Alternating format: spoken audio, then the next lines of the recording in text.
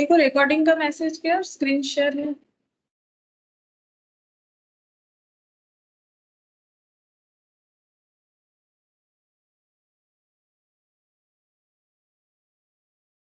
Yes ma'am.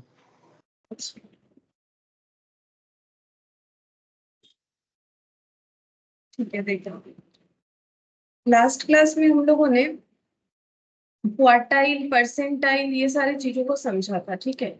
अच्छा, अब देखो यहाँ पर हम लोग एक क्वेश्चन देखते हैं। यहाँ पर ये वाला क्वेश्चन हम लोगों ने कर लिया था 14.1.8, ठीक है। इसमें हम लोगों ने P82 बोला था, यहाँ तक कैलकुलेट भी किया था शायद एक बार, जस्ट हाँ ये वाला कर लिया था, ठीक है।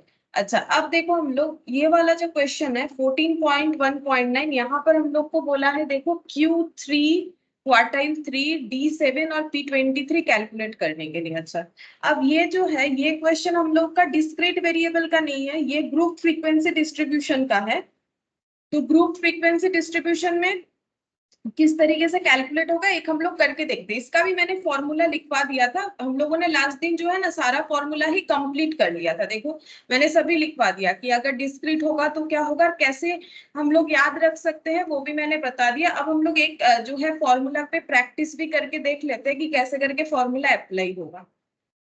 तो ये देखो ये दिया हुआ है हम लोग को क्लास इंटरवल्स, ठीक है। जैसे कि लेस देन 500, फिर 500 से 699, फिर 700 से 899, इस तरीके से मोर देन 1500 तक दिया हुआ है, ठीक है। अच्छा, तो इस क्लास इंटरवल को हम लोग कैसे लिख सकते हैं, हम लोग ऐसे लिखेंगे। देखो यहाँ पर लिख लेते हैं क्लास इंटरवल। अच्छा देखो ये बोला है 0 से लेके 500, लेस देन 500 बोला है, मतलब हम लोग इसको ये एक्चुअली 0 बोला नहीं, हम लोग अपने मन से ना 0 से लिख सकते हैं। देखो इसका एक स्टार्टिंग पॉइंट तो लेना पड़ेगा ना, तो स्टार्टिंग पॉइंट हम लोग ऐसे ले सकते हैं।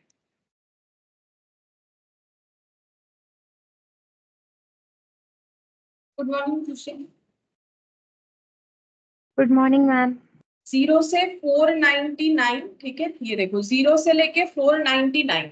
अच्छा, फिर बोला है 500 से लेके 699, तो ये लिख लेते हैं 500 से लेके 699, ठीक है। फिर बोला है 700 से लेके 899, ठीक है। 700 से लेके 899, ये देखो यहाँ पर दिखेगा, ठीक है 899। फिर 900 से लेके देखो 900 से लेके 1099, ये क्वेश्चन में ही दिया हुआ है, ठीक है। मैंने सिर्फ ये ऐड ऑन किया है और ये लिमिट को यहाँ पर जो है लिखा है, मतलब वहां बोला था लेस देन 500, तो मैंने स्टार्टिंग और एंडिंग लिख दिया, ठीक है।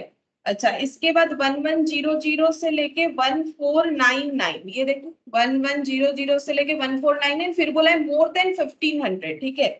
मतलब 1499 से लेके सॉरी 1500 से लेके, यहाँ पर हम लोग एक एक करके स्किप कर रहे हैं ना, 1500 से लेके 1699 तक होना चाहिए, ऐसा बनना चाहिए, ठीक है। इस तरीके के क्लासिफिकेशन को हम लोग ओपन एंड क्लासिफिकेशन बोलते हैं। ये देखो ये ओपन एंड क्लासिफिकेशन है, मतलब इसका स्टार्टिंग पॉइंट भी हमें नहीं दिया हुआ है, एंडिंग पॉइंट भी। जैसे बोले मोर देन 1500, मोर देन 1500 तो कुछ भी हो सकता है, लेकिन हम लोग यहाँ पर अपने हिसाब से ये जो मतलब इसके अंदर का गैप है उसको ध्यान में रखते हुए, जैसे 0 से 499, तो ये देखो यहाँ से 500 से 699, इस तरीके से हम लोगों ने लिखा हुआ है, ठीक है। अच्छा, लेकिन ये क्लास इंटरवल को हम लोग को क्या करना पड़ेगा, इसको हमें जो है ये क्या है, ये है हम लोग का नॉन ओवरलैपिंग, हम लोग इसको ओवरलैपिंग बनाएंगे, ठीक है। ओवरलैपिंग बना के कैलकुलेशन करने से गलत होने का चांसेस कम होता है, तो हम लोग ओवरलैपिंग बनाएंगे।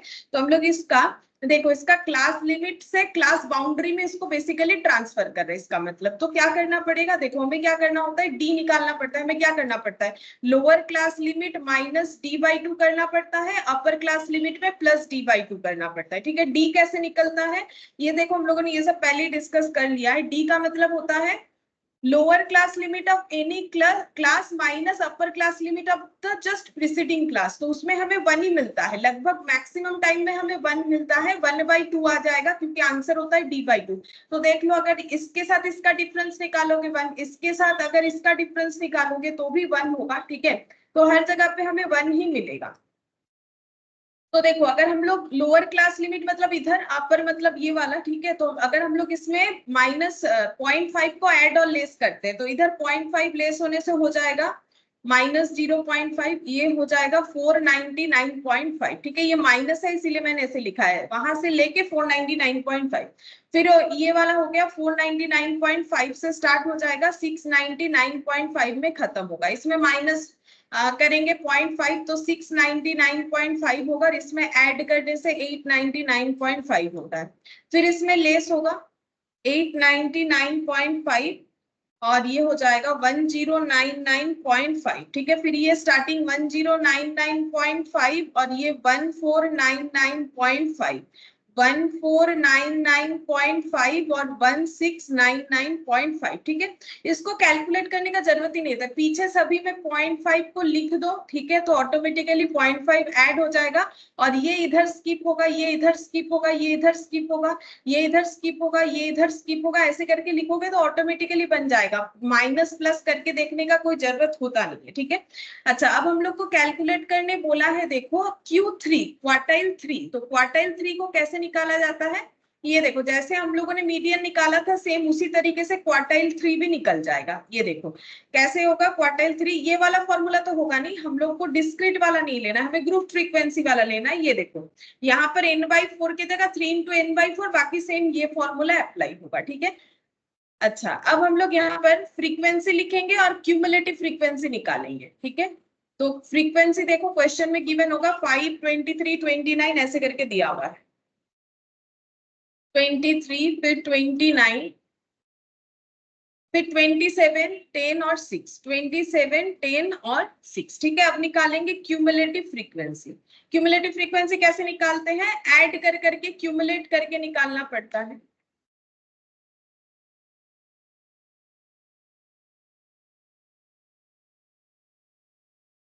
Good morning Sumit.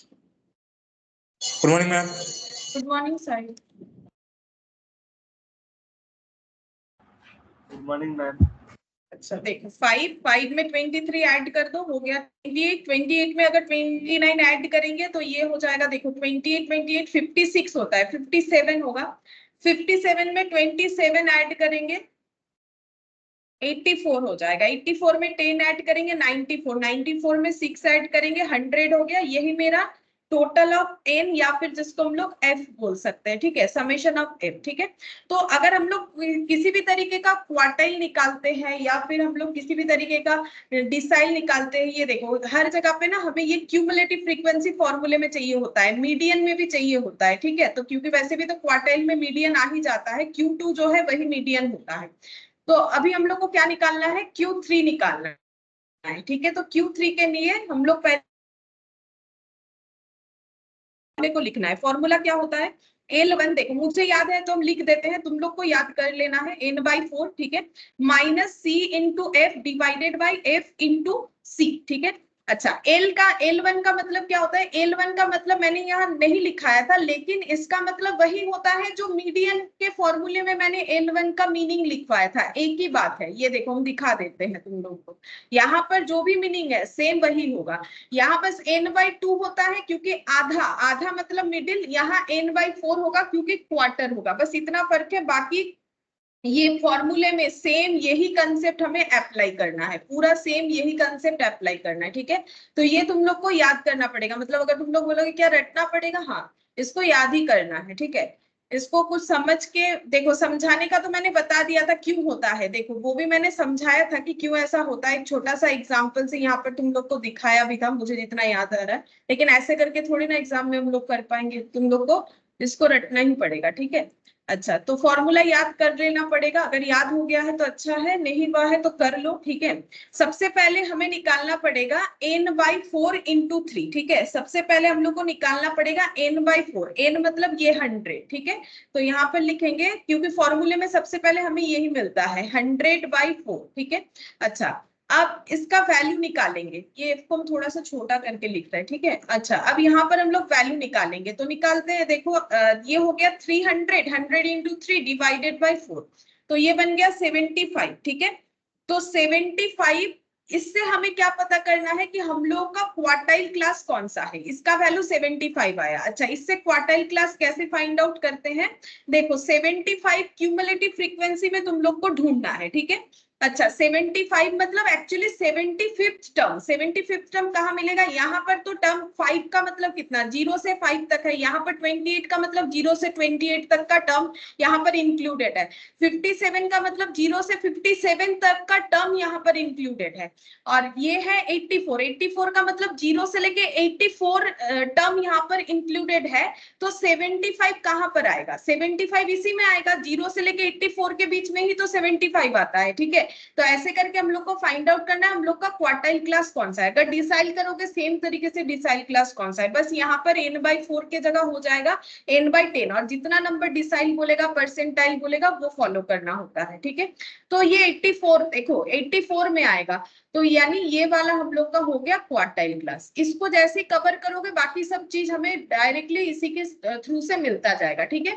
सबसे पहले लेना है L1, L1 का मतलब मैंने वहां पर देखो तुम लोग कॉपी में देखो, मुझे तो याद है L1 का मतलब मैंने लिखवाया था lower class limit of the median class, लेकिन यहाँ पर तो मीडियन क्लास नहीं है, क्वार्टाइल क्लास है, तो lower class limit of the quartile class, तो ये क्वार्टाइल क्लास है, इसका लोअर क्लास लिमिट कौन सा है? 899.5, ठीक है। क्यूमुलेटिव फ्रीक्वेंसी ऑफ द, यहाँ पर देखो cumulative frequency of the class preceding the quartile class, वहां लिखा हुआ था मीडियन क्लास मतलब 57 होगा, just preceding the quartile class, ठीक है। जो क्वार्टाइल क्लास हम लोग फाइंड आउट किए हैं जस्ट उसका प्रीसीडिंग वाला CF हमें यहाँ पर लेना होता है। F का मतलब होता है frequency of the quartile class, वहां लिखा हुआ होगा मीडियन क्लास, ठीक है। और C का मतलब होता है इन दोनों के बीच का डिफरेंस, यानी विद बोल सकते हो या फिर हाँ इसको क्लास विद बोल सकते हैं। 199.5 माइनस 899.5, तो देख लो कितना आ रहा है, 200 आ रहा है, ठीक है। 200 लिख दिया, अब बाकी कैलकुलेशन पे है और कुछ नहीं करना है। देखो यहाँ पर हम लोग Q3 निकाल लेंगे, ठीक है। तो देखो कैसे करके Q3 निकलेगा, हम पूरा का पूरा कैलकुलेटर में दिखा देते हैं। देखो सबसे पहले 3 into 100 डिवाइडेड बाई 4 करके हम लोग का आया था 75, ठीक है। 75 माइनस कर लो 57, कितना आ गया 18 इंटू 200 कर लो, ठीक है। तो ये आ गया 3600, मतलब ये और ये कैलकुलेट करके 3600 आ गया, डिवाइडेड बाई 27, जितना भी आया उसमें 899.5 को कर लो ऐड, ठीक है। तो ये हो गया 1032.83 ये हम लोग का आंसर आएगा क्वार्टाइल 3 का, ठीक है।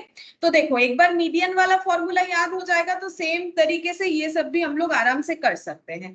तो 1032.83 ये हम लोग का आंसर आ गया Q3 का। अच्छा इसके बाद हमें D7 और P23 निकालना है, चलो D7 निकाल के देखते हैं।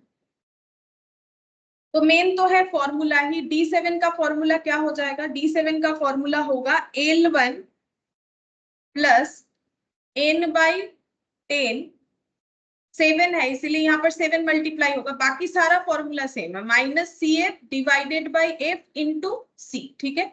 सबसे पहले ये वाला स्टेप निकालना होता है। तो n तो हमें पता है, देखो n हम लोग का यहाँ पर 100 आया हुआ है, सेम क्वेश्चन का है, डिवाइडेड बाई 10, ठीक है। माइनस बाकी सारे डेटा हमें लिखने पड़ेंगे, तो देखते हैं कितना आता है। ये हो जाएगा 700 डिवाइडेड बाई 10 मतलब 70 हो गया, ठीक है। तो क्यूमुलेटिव फ्रीक्वेंसी में 70th टर्म कहां तक दिखेगा? फिर से वही 84 के अंदर है, क्योंकि ये वाला तो 57 तक है, तो मुझे कहां तक लेना पड़ेगा? 84, 0 से 84 के बीच में ही मुझे 70 वाला टर्म मिलेगा, मतलब मेरा डिसाइल क्लास भी यही निकल के आया, ठीक है। तो फिर से सेम L1 हो जाएगा 899.5, ठीक है। L1 हो जाएगा 899.5, सेम इसीलिए हो रहा है क्योंकि मेरे इसमें भी डिसाइल क्लास यही वाला निकल के आया जो मेरा क्वार्टाइल क्लास आया था, और ये 27, 57 ये सब सेम रहेगा, ठीक है। यहाँ पर हो जाएगा 57, यहाँ पर 27 और ये 200, ठीक है। बाकी कैलकुलेशन करने से कैसे आएगा? देखो यहाँ पर ऑलरेडी 70 कैलकुलेट किया हुआ है, माइनस 57 जो भी आया इंटू 200 जो भी आया इंटू 27 डिवाइडेड बाई 27 ये इतना आ गया, प्लस 899.5, ठीक है। तो 995.80, 796 है तो हम लोग 80 कर सकते हैं, 995.80 अप्रोक्स, ठीक है। ये वाला आ जाएगा आंसर, ये 995.80, 0। ठीक है, ये डिसाइल 7 का आंसर निकल गया। ठीक है, तो सेम कंसेप्ट में चल रहा है, सिर्फ तुम लोग को ये वाला चेंजेस याद रखना होता है। अच्छा, उसके बाद P23 भी दिखा देते हैं। P23 का आंसर कैसे निकालेंगे? P23 का भी same formula, L1 plus P मतलब परसेंटाइल यानी पूरा डेटा डिवाइडेड बाई 100 होगा, क्योंकि 23rd ऑफ P है तो 23rd यहाँ पर लिखेंगे minus CF divided by F into C। अच्छा, हम लोग को ये वाला पता होता है 23, ये सबसे पहले यही पता होता है।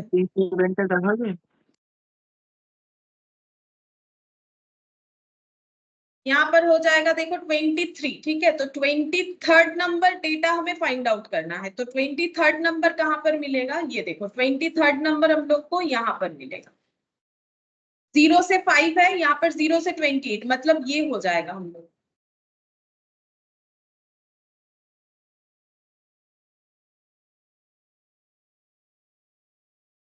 ठीक है, ये हो जाएगा हम लोग का परसेंटाइल क्लास। ठीक है, परसेंटाइल क्लास ये वाला हो जाएगा।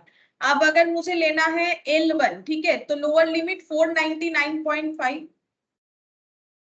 499.5, ठीक है, minus cumulative frequency of the class preceding the जो है परसेंटाइल क्लास, यानी कि 5 हो जाएगा। ये देखो just preceding the percentile class, तो 5 हो गया। अच्छा, यहाँ पर F कितना होगा? फ्रीक्वेंसी 23, ये वाला हो जाएगा। फ्रीक्वेंसी हो जाएगा 23,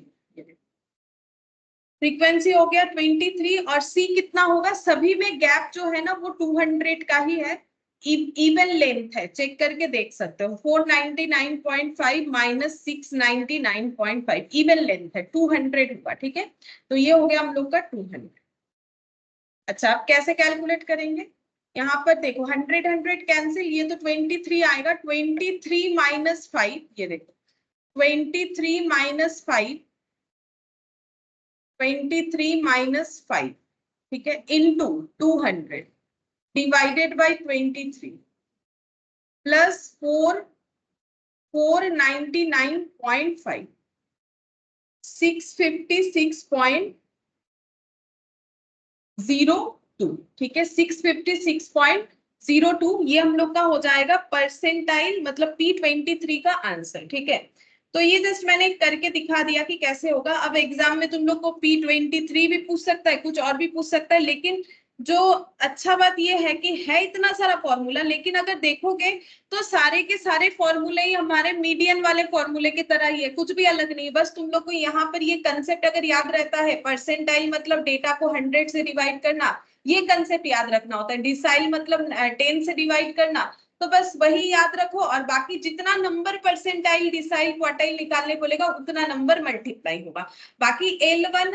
कोई भी फॉर्मूला ले लो, क्वार्टाइल ले लो, मीडियन ले लो, डिसाइल ले लो, परसेंटाइल, L1 का मतलब होता है lower class of this class. ठीक है, अब मीडियन क्लास होगा मीडियन, क्वार्टाइल क्लास होगा क्वार्टाइल, अच्छा, और परसेंटाइल क्लास होगा परसेंटाइल, डिसाइल क्लास होगा डिसाइल क्लास, बाकी सब सेम है। Frequency of the chosen class CF हो जाएगा, cumulative frequency of the class preceding the chosen class जो भी हमारा होगा, और C का मतलब हो जाएगा कि क्लास जो क्लास है उसका लेंथ। ठीक है, जो क्लास हम लोगों ने चूज किया है उसका लेंथ। बस देखो सभी में एक ही कंसेप्ट से पूरा क्वेश्चन होगा। ठीक है, अच्छा, तो देखो अब हम लोग नेक्स्ट जो है हम लोग का मीडियन कंप्लीट हो गया। ठीक है, मीडियन का बस इतना ही उस दिन बाकी था, लेकिन टाइम नहीं था तो हम लोग कर नहीं पाए। आज हम लोग स्टार्ट करेंगे मोड। ठीक है, मोड, मोड का मतलब क्या होता है? देखो, मोड का मतलब होता है most repeated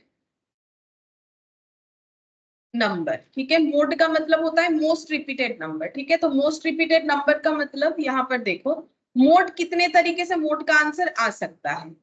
mode can be one, mode का एक ही आंसर हो सकता है, only and only one answer हो सकता है। Mode can be more than one, mode can be none.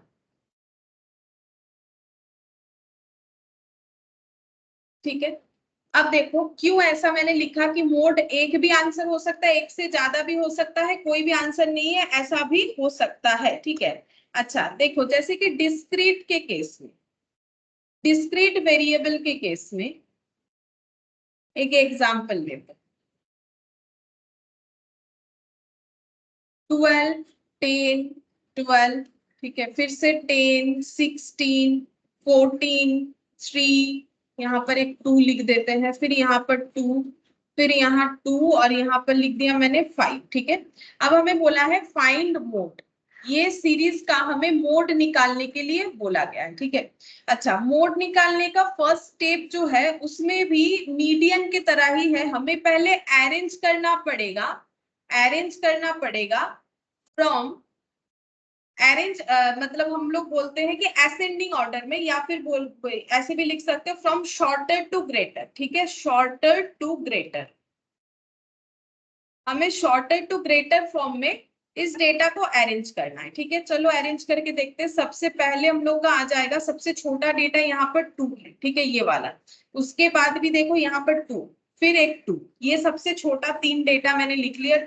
अच्छा, उसके बाद देखो, ये देखो 2 लिख लिया, ये हम कैंसिल करते हैं, ठीक है। तुम लोग पूरा में काट देना क्योंकि मेरा तो ऐसे करके रब हो जाएगा, ठीक है। तो ये देखो, ये 2, ये 2 और ये 2, 3, इसके बाद लिख लेंगे 3, ठीक है, सबसे स्मॉलेस्ट डेटा। इसके बाद 3 आ गया, 3 के बाद आ जाएगा 5, ठीक है, 5 के बाद 2 बार 10 है, 5 लिख लिया, फिर इसके बाद 2 बार 10 है, ठीक है, 2 बार 10 लिख लिया।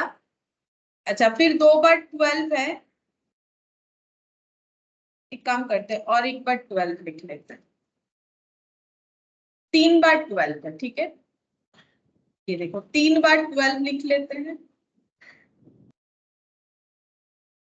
अच्छा, उसके बाद है 14 और 16, 14 और 16, ठीक है। तो ये अरेंजमेंट कंप्लीट हो गया, ठीक है। तो देखो कितना सारा था, काउंट कर लेते, कुछ हमारा मिस तो नहीं होगा। 1 2 3 4 5 6 7 8 9 10 11 12, 1 2 3 4 5 6 7 8 9 10 11 12, ठीक है। अच्छा, अब यहाँ एक काम करते हैं, चलो और एक 2 लगाते हैं यहाँ पीछे, ठीक है। तो तुम लोग इस 2 को आगे लगा लो, ठीक है, हो गया। मैंने एक एक्स्ट्रा 2 और दे दिया, ठीक है।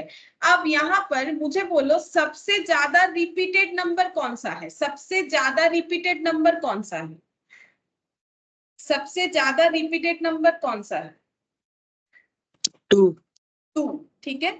तो मोड का आंसर हो जाएगा मेरा 2, ठीक है। क्यों 2 हुआ? 2 इज रिपीटेड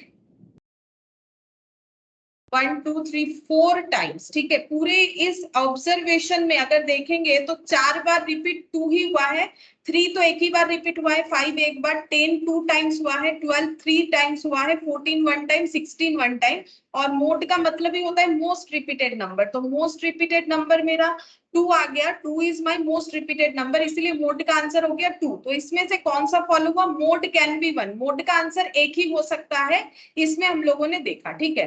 अच्छा, अब देखो अगर हम ऐसा एक अरेंज करके ही दे देते हैं तुम लोग को डेटा, ठीक है, जैसे कि 2,2 फिर लिख दिया 3 5, हम अरेंज करके लिख रहे हैं, अरेंज नहीं करना पड़ेगा, 10 10 12 12 14 और 16, ठीक है। अब इसमें बोलो मोड का आंसर क्या होगा? ये वाले एग्जाम्पल में मोड का आंसर क्या होगा? यहाँ पर मैंने अरेंज करके दे दिया है, अरेंज नॉर्मली करना पड़ता है, यहाँ पर मैंने दे दिया अरेंज करके।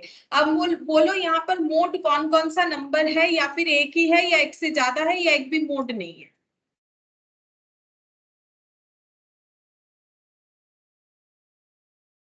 बोलो इसमें मोड कौन सा होगा, कौन कौन सा नंबर मोस्ट रिपीटेड है?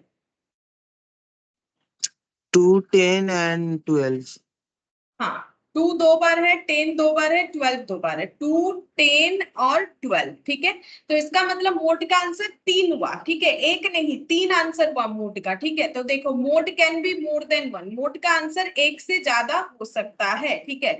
यहाँ पर लिखेंगे 2 10, मतलब ये समझाने के लिए लिख रहे हैं, ये लिखना जरूरी नहीं है। 2 10 12 इज रिपीटेड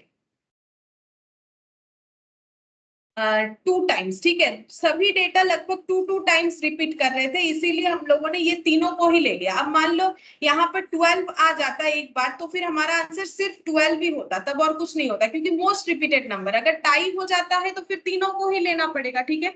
अच्छा, और एक एग्जाम्पल लेते हैं, ठीक है, और एक एग्जाम्पल लेते हैं। जैसे कि मान लो मैंने एक अरेंजमेंट दे दिया 2 10 और 15, ठीक है। और मैंने बोला इसका मोड बताओ, मोड क्या होगा, इसमें मोस्ट रिपीटेड नंबर कौन सा है?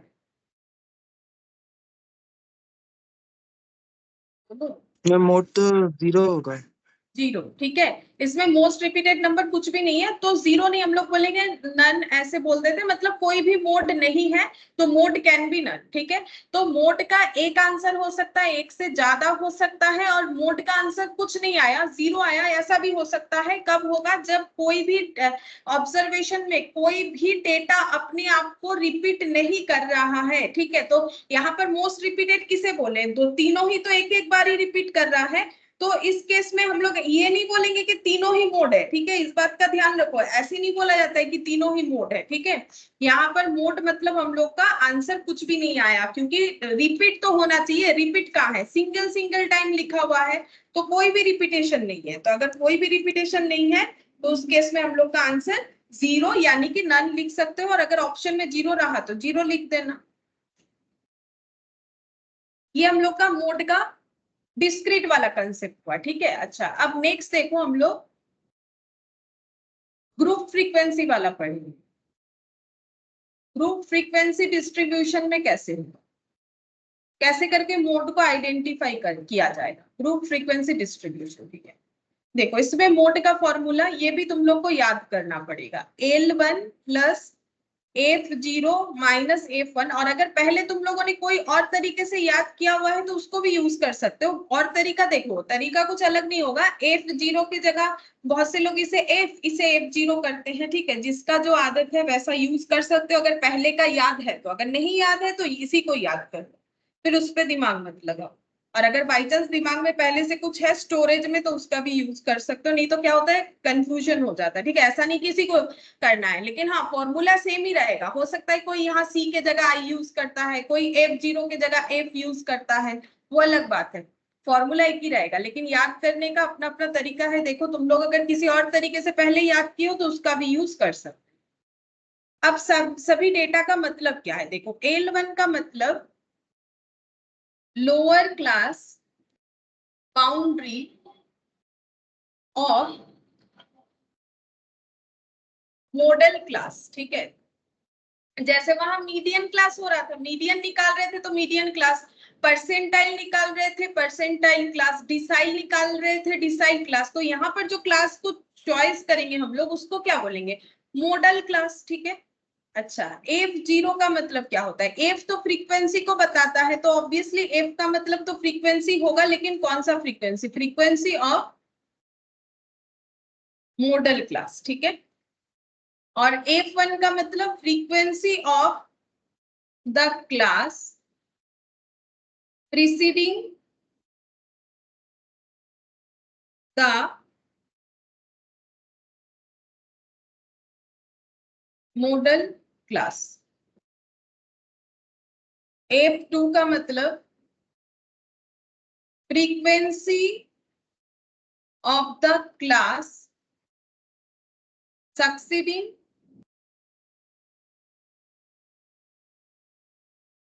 The modal class.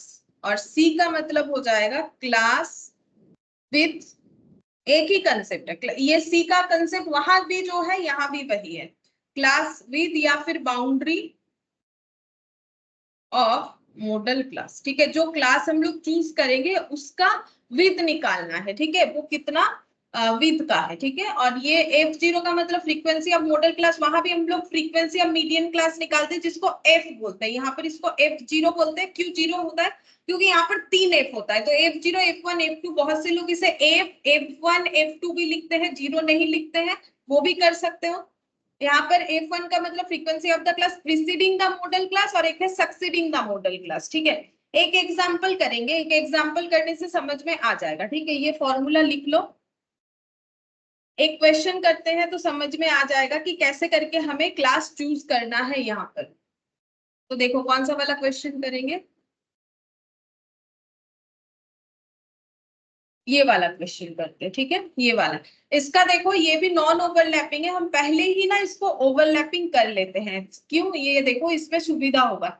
ये 369.5 लगा दो, ये सभी जगह पे 0.5 0.5 0.5 0.5 0.5 और यहाँ से 0.5 लेस हो जाएगा, ठीक है। तो 350 में 0.5 लेस होने से हो जाएगा 349.5, ठीक है। वो डी के कंसेप्ट से होता है। नॉर्मली हर एक जगह पे तुम लोग देखोगे डी मेरा 1 ही आता है, ये देखो तुम लोग यहाँ भी देख सकते हो।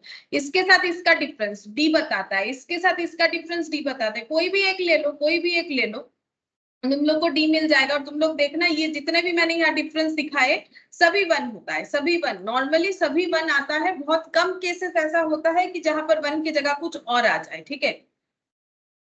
तो यहाँ पर लिखेंगे क्लास बाउंड्री बनाएंगे हम लोग, ठीक है। क्लास लिमिट तो है लेकिन उसको बाउंड्री बनाएंगे। बाउंड्री और लिमिट तो एक चीज नहीं होता है ना, ठीक है। बाउंड्री का मतलब देखो, बाउंड्री और लिमिट हम लोग का ओवरलैपिंग में होता है, नॉन ओवरलैपिंग में इक्वल नहीं होता है। तो हमें क्लास बाउंड्री चाहिए। तो 349.5 माइनस करने से 369.5 ये ऐड करने से आ जाएगा। फिर ये 369.5 इधर आ जाएगा, ठीक है। ये माइनस करने से, अच्छा ये 389 409 इधर का पहले लिख लेते हैं। 389.5 इधर आएगा 409.5, अच्छा फिर आ जाएगा 429 449 449, ठीक है। और दो डेटा है 469 489,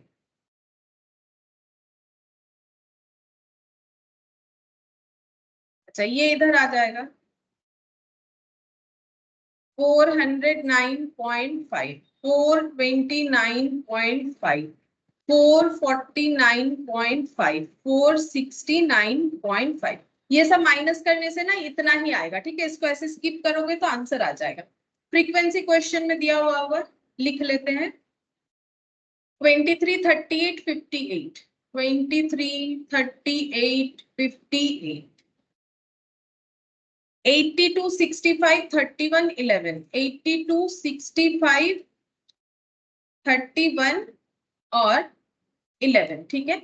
अच्छा अब देखो यहाँ पर कैसे करके चूज करना पड़ता है। तो मोड का फॉर्मूला क्या है, देखो मुझे तो याद है, हम लिख देंगे, तुम लोग अभी कॉपी देख देख के लिखो लेकिन याद कर लेना। F0 minus F1 divided by 2F0 minus F1 minus F2 into c, ठीक है। ऐसे करके याद रख सकते हो। देखो L1 तो सभी फॉर्मूले में लगभग कॉमन है, ऊपर 0 1 फिर 0 1 2 सभी माइनस में होगा, यहाँ एक 2 लगेगा, 0 1 0 1 2 यहाँ एक 2 लग जाएगा, ठीक है। इस तरीके से याद रख सकते हो। अच्छा सबसे पहले हमें चूज करना पड़ेगा मॉडल क्लास कौन सा है, क्योंकि देखो पूरा फॉर्मूला किस पे डिपेंड कर रहा है, boundary of model class, frequency of model class, preceding the modal class, succeeding the modal class, यहाँ पर जो है class boundary of the modal class. तो ये मॉडल क्लास होगा कौन सा, ठीक ठीक है। मॉडल क्लास कौन सा है, तो हमें मोड का मतलब पता है, मोस्ट रिपीटेड नंबर, ठीक है। मोड का मतलब होता है मोस्ट रिपीटेड नंबर। तो जो हाईएस्ट फ्रीक्वेंसी है वहीं पर ज्यादा रिपीटेशन हुआ है, हाईएस्ट फ्रीक्वेंसी हम लोग का मॉडल क्लास होगा। तो इसमें हाईएस्ट फ्रीक्वेंसी कौन सा है, यहाँ कोई क्यूमुलेटिव फ्रीक्वेंसी का जरूरत नहीं होता है। बोलो हाईएस्ट फ्रीक्वेंसी कौन सा है, इन सब में से हाईएस्ट फ्रीक्वेंसी कौन सा है, वही मॉडल क्लास में 65 65 नहीं 82 82 जो है ये मेरा हाईएस्ट फ्रीक्वेंसी है, ठीक है। सबसे ज्यादा यही वाला है 82, ठीक है। तो ये डिसाइड हो गया, ये मेरा मॉडल क्लास है, ठीक है। अब मुझे लेना है L1। L1 का मतलब क्या होता है, सारा का सारा information related to modal class है। तो L मतलब lower class boundary of the modal class. तो इसका लोअर क्लास बाउंड्री कौन सा है, इधर वाला 409.5 हो गया। फिर यहाँ पर प्लस लगाना है, ठीक है। फिर यहाँ फॉर्मूला जैसा है वैसा लिख देंगे। फिर बोला है F0। F0 का मतलब होता है frequency of the modal class. ये रहा सॉरी ये वाला नहीं, ये रहा फ्रीक्वेंसी, ठीक है। ये क्या है, frequency of the modal class, इसको हम लोग बोलते हैं F0। तो ये लिख दिया माइनस F1 मतलब जस्ट इसके प्रीसीडिंग वाला, ऊपर F1 आएगा नीचे जो है F2 आएगा, ठीक है। ऐसे याद रख सकते हो, बीच मतलब F0 जहां भी आइडेंटिफाई होगा, पहले तो तुम लोग को F0 आइडेंटिफाई करना पड़ेगा। F0 जहां भी आइडेंटिफाई होगा उसका प्रीसीडिंग वाला, जस्ट प्रीसीडिंग, प्रीसीडिंग तो ये भी है लेकिन जस्ट प्रीसीडिंग वाला F1 जस्ट सक्सीडिंग वाला F2, जस्ट प्रिसीडिंग वाला F1, जस्ट सक्सीडिंग वाला F2, ठीक है। तो ये कुछ देखने में ऐसा लगेगा, ठीक है, ऐसे देखने में लगेगा। ये देखो F1 का मतलब frequency of the class preceding the modal class, और यहाँ पर frequency of the class succeeding मतलब उसके बाद होता है, ठीक है। तो ये देखो इस तरीके से तुम लोग याद रख सकते हो। तो यहाँ पर 58, अच्छा ये कितना हो जाएगा, देखो F0 तुम लोगों ने निकाल ही लिया था फॉर्मूले के हिसाब से, 2 × 82 हो जाएगा -58 और -65, ठीक है। और C कितना होगा, सेम वही मॉडल क्लास का जो क्लास लेंथ है, तो कितना हो जाएगा 400, देख लो कितना होगा 409.5 माइनस, पहले ये माइनस करना पड़ता है अपर माइनस लोअर, मैंने पहले ये लिख लिया, कोई बात नहीं, मेरा नेगेटिव में आएगा लेकिन नेगेटिव कुछ नहीं हो रहा है आंसर, ठीक है, पॉजिटिव ही आ रहा है, क्योंकि रूल्स क्या है, अपर माइनस लोअर, ठीक है। तो 20 आएगा, पॉजिटिव 20 आएगा। अच्छा अब इसको सॉल्व कर लेना है, तो सॉल्व कर, देखो ये भी कैलकुलेटर में सॉल्व हो जाएगा, कैसे होगा ये देखो, पहले लिखो 2 × 82 कितना आ गया, ये नीचे का पहले कर रहे 164 -58 -65, तो ये आ गया है 41, ठीक है, ये 41 आ गया। अब ये थोड़ा याद रख सकते हो या फिर मेमोरी जो कैलकुलेटर का है उसमें भी यूज कर सकते हो। ये देखो ये आ गया, ये मैंने ऊपर का कर लिया × 20, कितना हो गया 480 डिवाइडेड बाय 41 आया था, मुझे जितना याद आ रहा है, यहाँ भी मुझे दिख जाएगा, ये देखो मुझे यहाँ दिख जाता है, ये देखो 41 आया था, ठीक है।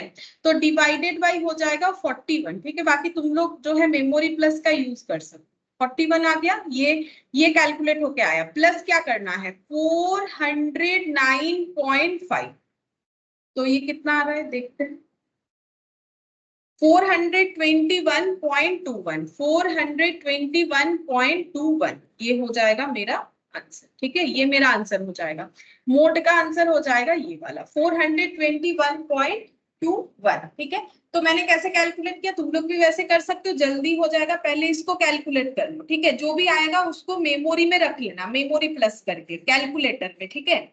वैसे तो 41 था तो मुझे याद रह गया, बाकी मुझे यहाँ पर कैलकुलेटर पे दिखता जाता है कि स्टेप्स में क्या था, तुम लोग का तो नहीं दिखेगा, तुम लोग मेमोरी प्लस कर लेना, ठीक है। फिर ये कैलकुलेट करना, ये माइनस करके ये इंटू करके जो भी आएगा, फिर डिवाइडेड बाय मेमोरी रिकॉल कर दोगे तो वो डिवाइड वाला आंसर आ जाएगा, फिर ऐड कर देना 409.5, तो तुम लोग भी सिर्फ कैलकुलेटर में कर सकते हो, लिखने का भी याद, लिखने का भी जरूरत नहीं, अलग से ये नीचे का डेटा याद भी करना नहीं पड़ेगा, मेमोरी प्लस फंक्शन को यूज करोगे तो आंसर आ जाएगा 421.21 आंसर आ रहा है, ठीक है। तो देखो हम लोगों ने मोड का भी एक कैलकुलेशन देख लिया कि मोड का कैलकुलेशन कैसे होगा, तो सेम ही है, बस हमें क्या करना है, मॉडल क्लास कैसे चूज करना है, जो हाईएस्ट फ्रीक्वेंसी वो मेरा मॉडल क्लास, फिर फॉर्मूले के अकॉर्डिंग जो भी फाइंड आउट करना है वो करना है। देखो मॉडल क्लास का F0 हो जाएगा, आगे F1 पीछे F2, ऐसे रहेगा, हमेशा ऐसे रहेगा, F0 कहीं पर भी आइडेंटिफाई हो, जस्ट उसके ऊपर वाला F1 और जस्ट उसके नीचे वाला हम लोग का F2 होता है, ठीक है।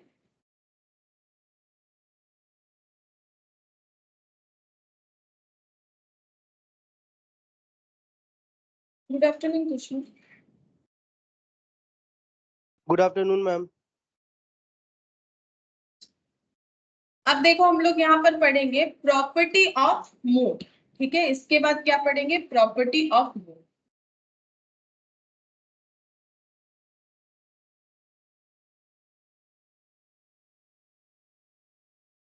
जैसे कि मैंने बार बार बोला है कि प्रॉपर्टी सबसे ज्यादा इंपॉर्टेंट होता है, ठीक है, तो प्रॉपर्टी याद करो, क्योंकि देखो ये सब कैलकुलेशन ना डायरेक्टली ऐसे देता भी नहीं हम लोग को, क्योंकि एमसीक्यू में इतना बड़ा बड़ा कैलकुलेशन कम ही होता है, ठीक है। फिर भी एक बार प्रैक्टिस के लिए, ताकि फॉर्मूला याद हो जाए, ठीक है, फॉर्मूला याद हो जाए इसी वजह से। तो both origin and scale impacts mode, ठीक है। तो ओरिजिन चेंज और स्केल चेंज क्या है? ओरिजिन चेंज और स्केल चेंज मैंने लास्ट दिन भी एक बार डिटेल्स में बताया था और पहले क्लास में तो बताया ही था। ओरिजिन चेंज का मतलब है ओरिजिनल डेटा में प्लस माइनस करना। स्केल चेंज का मतलब होता है ओरिजिनल डेटा में इनटू और डिवाइड करना, ठीक है। तो क्या ऐसा करने से हमारा क्या क्या चेंज होता है? ऐसा करने से हम लोगों ने पूरा एक एक चेंज करके देखा था। मीडियन के केस में मीडियन का आंसर उतने से ही चेंज होता है जितने से ओरिजिनल डेटा अपने आप को चेंज करता है। मीडियन का भी सेम देखा था, मोड भी सेम ही कंसेप्ट में है। जैसे कि इफ अगर हमें ऐसा कोई इक्वेशन दिया हुआ है y equal to a plus b x, linear equation, ठीक है, then mode of y equal to क्या हो जाएगा? a plus b into into mode of x हो जाएगा, ठीक है। तो अगर मुझे नए वाले चेंज डेटा का मोड निकालना है तो मुझे क्या करना पड़ेगा? जो मेरा चेंजेस हुआ है ओरिजिन और स्केल, ठीक है, दोनों जब चेंज होता है, एक एक तो मैंने तुम लोग को एग्जांपल में दिखाया था, नॉर्मली हमारा दोनों चेंज का दिखाएगा क्वेश्चन में, ठीक है। तो ए और बी फाइंड आउट करना पड़ेगा और मोड ऑफ एक्स को मुझे वहां पर अप्लाई, मतलब ओरिजिनल मोड को अगर हम लोग वहां पर अप्लाई करेंगे तो मुझे चेंजेस डेटा का मोड दिखेगा, ठीक है।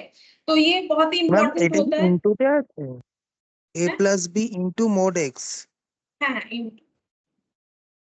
ইনটু মোড এক্স, এটা আবার এক্স মনে হবে বলে আমি এটাকে এরকম দিয়েছি। अच्छा, इसका एक क्वेश्चन देखते हैं, देखो, ठीक है।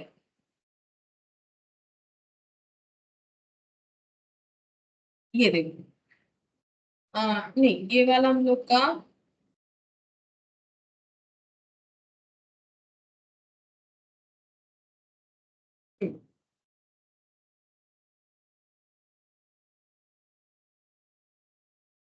अरे छोड़ो, हम खुद से ही देते हैं, मुझे यहाँ पर दिख नहीं रहा। तो एग्जाम्पल लिखो, y equal to 2 plus 1.50x, ठीक है, ऐसा मेरा चेंजेस है। ये क्या है? ये मेरा जो है ओरिजिनल डेटा का चेंज ऐसे हुआ है, मतलब हम लोगों ने ओरिजिन चेंज भी किया है, स्केल स्केल चेंज में मल्टीप्लाई किया है, ओरिजिन चेंज में प्लस किया है, ठीक है। अच्छा, अब अगर मोड ऑफ एक्स,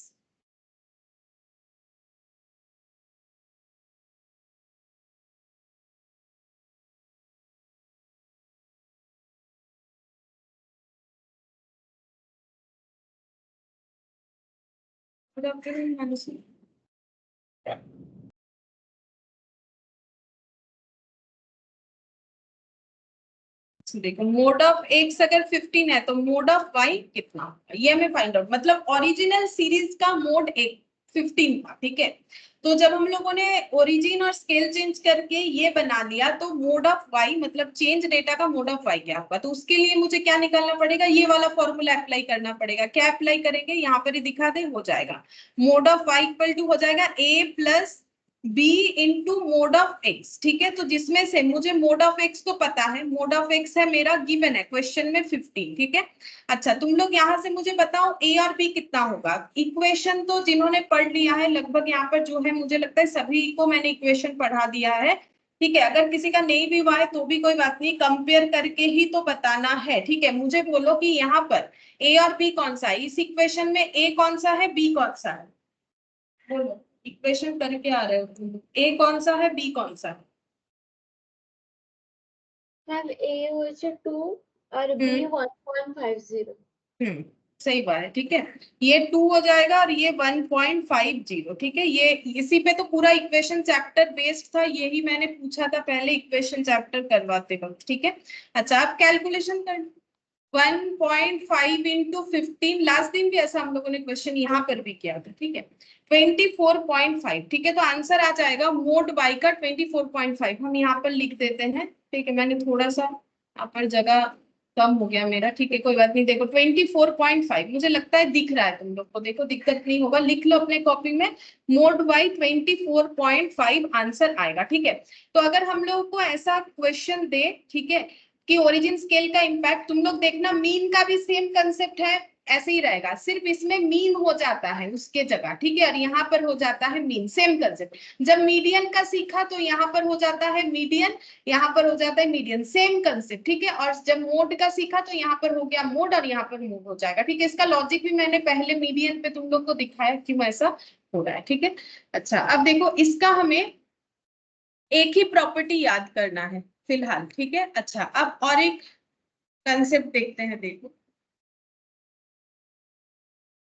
यहाँ पर लिखो,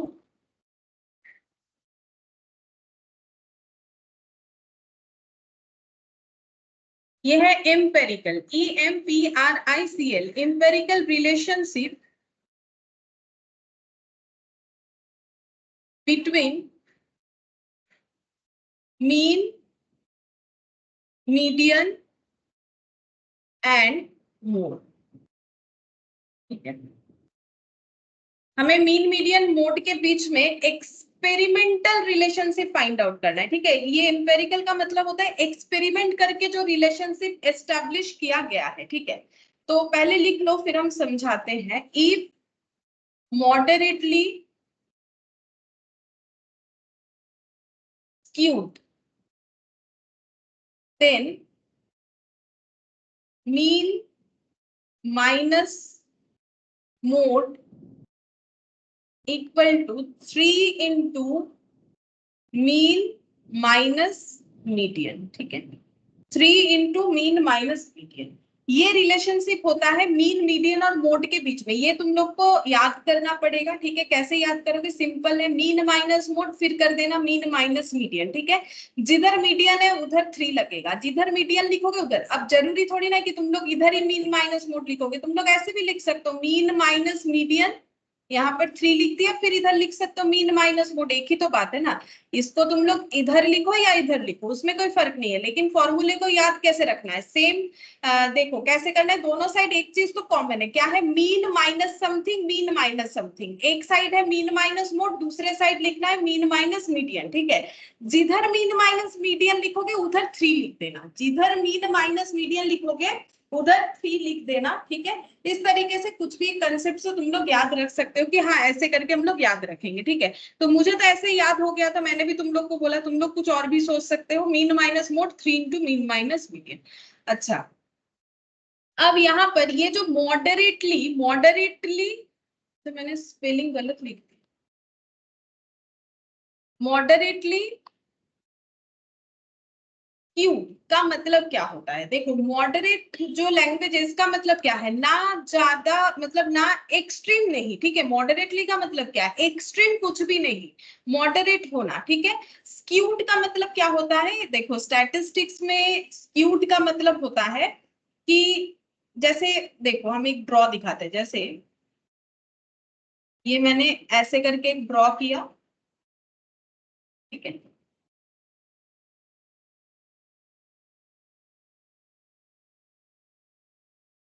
ये एक यहाँ से लाइन लगाया, और इसको अगर हम ऐसे बीच से लाइन लगा दें, थोड़ा स्ट्रेट होना चाहिए, ठीक है।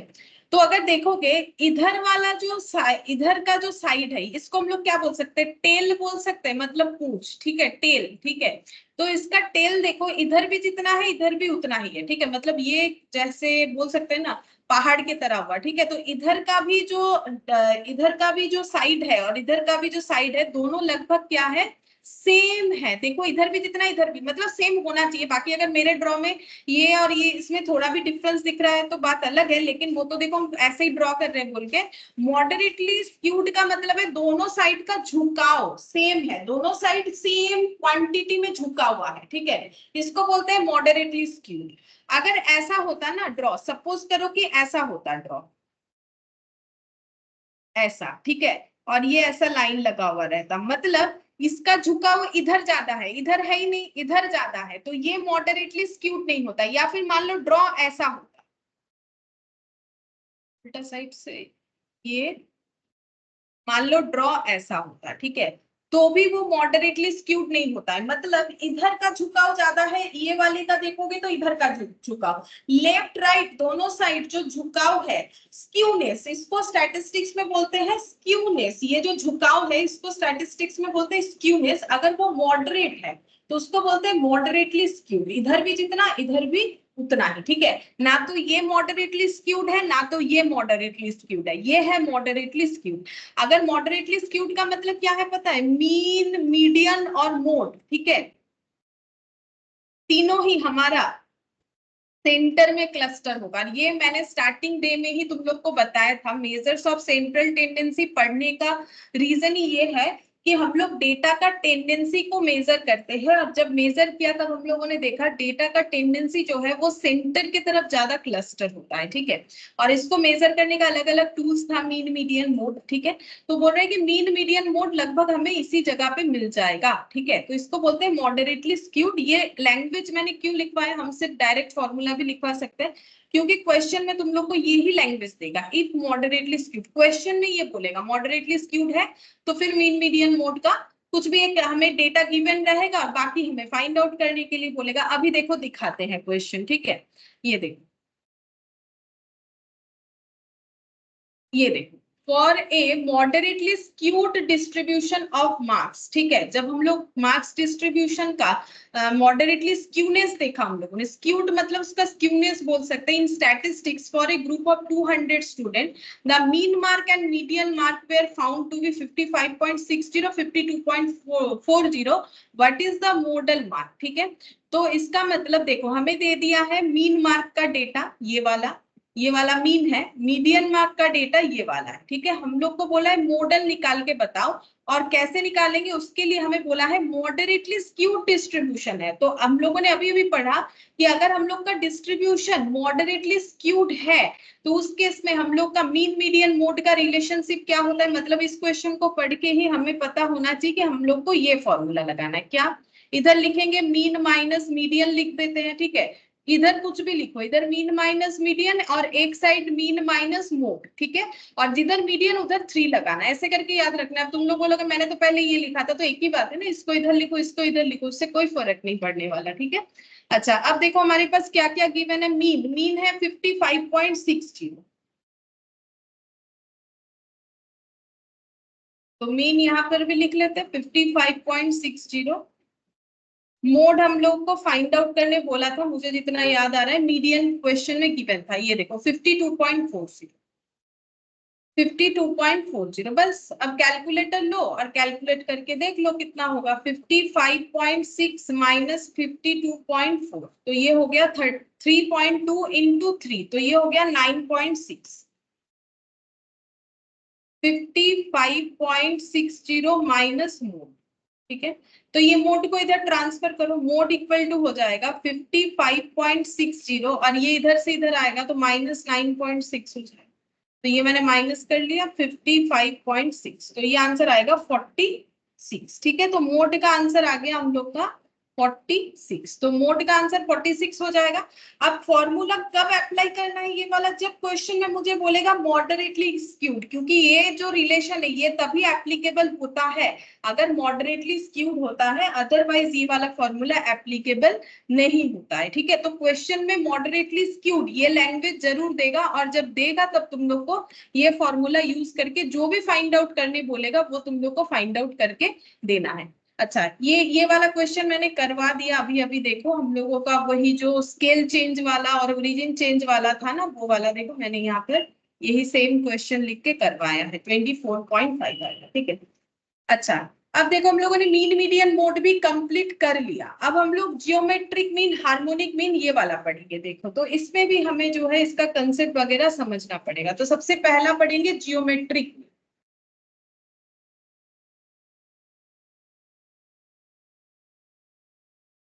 जियोमेट्रिक मीन, जियोमेट्रिक मीन का मतलब क्या होता है। देखो जियोमेट्रिक मीन का मतलब कैसे करके जियोमेट्रिक मीन कैलकुलेट करेंगे। देखो यहाँ पर क्या बोला है, for a given set of n positive observation. तो सबसे पहला बात है कि इसमें जब हम लोग जियोमेट्रिक मीन कैलकुलेट करेंगे ना, हार्मोनिक का बात नहीं कर रहे, जियोमेट्रिक मीन में जो भी ऑब्जर्वेशंस रहेगा वो सारे पॉजिटिव होने चाहिए, नेगेटिव होने से जीएम नहीं निकलेगा, ठीक है। तो फर्स्ट जो है ये तुम लोग को एमसीक्यू में बोल सकता है कि पॉजिटिव होगा कि नेगेटिव होगा, तो हम लोग का पॉजिटिव होना जरूरी है। अभी समझ में आ जाएगा क्यों जरूरी है। नेगेटिव जैसे देखो अगर मुझे बोलेगा 2 - 5 और 7 का एम निकालने के लिए, तो हम निकाल सकते हैं। कैसे होगा, 7 + 2 - 5 डिवाइडेड बाई हो जाएगा मेरा यहाँ पर 3, ठीक है। तो आंसर कितना आ जाएगा, ये हो जाएगा 7 + 2 9, 9 - 5 करेंगे तो ये 5 6 7 8 9 लगभग 4 आ रहा है, शायद 4/3। तो जो भी आंसर आएगा हम बोलेंगे एवरेज है। लेकिन अगर मुझे arithmetic mean sorry geometric mean निकालना है और मेरे पास कोई नेगेटिव ऑब्जर्वेशन है तो मेरा जियोमेट्रिक मीन से आंसर नहीं आ सकता है। अब देखो क्यों नहीं आ सकता है, देखो। तो सबसे पहला बात है स्टेप 1, जियोमेट्रिक मीन को कैसे निकालते हैं। तो स्टेप 1 जो है उसमें मुझे क्या करना है, प्रोडक्ट ऑफ ऑब्जर्वेशन, ठीक है। Step 2, nth root of step 1, ठीक है। अच्छा, ये करने से ही हमारा जो है कैलकुलेशन हो जाएगा। जैसे कि देखो हम यहाँ पर बताते हैं, जैसे ऑब्जर्वेशंस है, for example x1 x2 x3 dot dot करके xn तक लिखेंगे। लास्ट वाले डेटा को n लिखते हैं ना, 1 2 3 होगा। तो इसका जीएम कैसे निकलेगा, इसका जीएम निकलेगा, बोल रहा है कि प्रोडक्ट ऑफ द ऑब्जर्वेशन। पहले तो प्रोडक्ट करो, प्रोडक्ट का मतलब मल्टीप्लीकेशन। तो ये x लिखा है, ये मैंने इनटू लिखा है, ठीक है, into x3 into dot dot करके इनटू xn, ठीक है। प्रोडक्ट ऑफ द ऑब्जर्वेशंस हो गया। अच्छा, अब उसका क्या करना है, उसका nth रूट करना है, nth root of the step 1। nth root मतलब यहाँ पर हो जाएगा 1/n, ठीक है। nth रूट मतलब 1/n का मतलब क्या हो गया, देखो तुम लोग को पता होगा। जैसे कि देखो अगर हम बोलते हैं कि सेकेंड रूट ऑफ 16 करो तो तुम लोग कैसे करते हो, ऐसे 16 और उसमें लिख देते हो ऐसे 2, ये हो गया सेकेंड रूट। अगर मैंने बोल दिया थर्ड रूट ऑफ, मान लो मैंने बोला 27, तो तुम लोग कैसे लिखोगे, ऐसे लिख देते हो, है ना, थर्ड रूट ऑफ 27। तो इसी तरीके से अगर मैंने बोल दिया nth रूट ऑफ x निकालो तो तुम लोग कैसे निकालोगे, यहाँ पर n लिखोगे, यहाँ पर x लिखोगे, ठीक है। तो nth रूट का मतलब ये हो गया, ठीक है। अब इसका सॉल्व कर ही सकते हो, 16 का स्क्वायर रूट क्या हो जाएगा, 4 हो जाएगा, इसका 3 हो जाएगा, ठीक है, और इसका x to the power 1/n हो जाएगा। तो nth रूट का मतलब ये हो गया, ठीक है। nth रूट का मतलब ये हो गया। जैसे इसको भी अगर सॉल्व करोगे तो इसको अभी तुम लोग को पता होगा इंडिसेस का कंसेप्ट, ये देखो 16 टू दी पावर हाफ होता है। तो इसको अगर हम लोग सॉल्व करते हैं तो हमारा 4 ही आता है ना, क्योंकि देखो 4 का स्क्वायर कर लो टू दी पावर हाफ, तो 2 और हाफ कैंसिल आउट हो जाएगा इस तरीके से। तो यहाँ पर अभी हम लोग सीख लेंगे कैसे होता है, अगर तुम लोग भूल गए हो तो ये देखो nth रूट का मतलब मैंने बता दिया। nth रूट में ये ऐसे क्यों गया, nth रूट का मतलब ये वाला, और इसको हम लोग ऐसे लिख सकते हैं x to the power 1/n, तो वैसे लिख दिया, ठीक है। अच्छा, अब देखो इसका कैलकुलेशन में क्यों बोला था कि ये कभी भी नेगेटिव नहीं होना चाहिए, ठीक है। ये वाला जो मतलब ऑब्जर्वेशन है वो कभी भी मेरा नेगेटिव नहीं होना चाहिए। क्यों नहीं होना चाहिए, अगर एक भी ऑब्जर्वेशन मेरा नेगेटिव हुआ, एक भी ऑब्जर्वेशन मेरा नेगेटिव हुआ तो मेरा मल्टीप्लीकेशन स्टेप 1 नेगेटिव आएगा। देखो मेरा एक भी अगर ऑब्जर्वेशन, जैसे मान लो -2 और यहाँ पर मान लो है 8, ठीक है। तो अगर हम 8 इंटू -2 कर लेंगे तो मेरा आंसर तो -16 आ जाएगा, ठीक है। अब इसका मुझे करना है सेकेंड रूट। अच्छा, 2 डेटा रहेगा तो सेकेंड रूट होगा। देखो जितना डेटा उतने का रूट होना चाहिए, जितना डेटा उतने का रूट होना चाहिए। तो 2 data second root, 3 data third root, ठीक है। तो अगर हम इसका सेकेंड रूट करते हैं तो इसका आंसर कुछ नहीं आएगा, क्योंकि नेगेटिव का कभी भी negative to the power 1/n जो है वो अनडिफाइंड है, ठीक है। इसको हम लोग कभी मैथ्स में अभी तक डिफाइन नहीं किया गया है इसे, ठीक है। इसका आंसर नहीं आता है, मैंने दिखाया भी तुम लोग को किसी दूसरे चैप्टर में भी, फिर भी तुम लोग देख लो। यहाँ पर मान लो 16 और इसके आगे लगा दो माइनस, इस पे लगाओ रूट, देखो इनवैलिड इनपुट, क्योंकि इसका आंसर कोई नहीं दे सकता है। तो इसीलिए एक भी ऑब्जर्वेशन मेरा नेगेटिव नहीं होना चाहिए। अगर नेगेटिव ऑब्जर्वेशन हुआ एक भी तो मेरा ओवरऑल नेगेटिव हो जाएगा मल्टीप्लाई करने के बाद। तो नेगेटिव का फिर जब रूट करेंगे, क्योंकि जीएम मुझे क्या बताता है कि ऑब्जर्वेशन को पहले प्रोडक्ट करो फिर उसका रूट करो, जो कि हमारा नेगेटिव में कभी नहीं हो सकता है। इसीलिए यहाँ पर देखो ये जो लॉजिक है, एन ম্যাম पॉजिटिव, একটু ছোট বক্সটাতে কি লিখেছিলেন शो করবে? एन जो है ये मेरा पॉजिटिव ऑब्जर्वेशन है, ठीक है। तो the geometric mean is defined as the nth root of the product of the observations, ठीक है। तो यही मैंने अभी समझाया कि जियोमेट्रिक मीन जो है वो कैसे डिफाइन होता है, nth root of the product of the observation, observations का प्रोडक्ट फिर उसका करना है nth रूट, ठीक है। नेगेटिव में कभी पॉसिबल नहीं है। बस अभी मैंने इतना ही बोला है, अभी हम लोग इस पे क्वेश्चन देंगे। हाँ लिखो।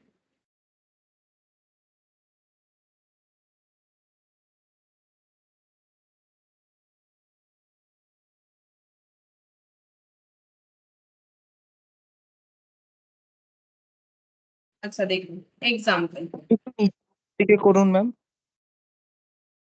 कौन खंडक में ম্যাম ওই যে এনে তো কমা কমা দিয়ে যেটা লেখা আছে বক্সে লাস্টে।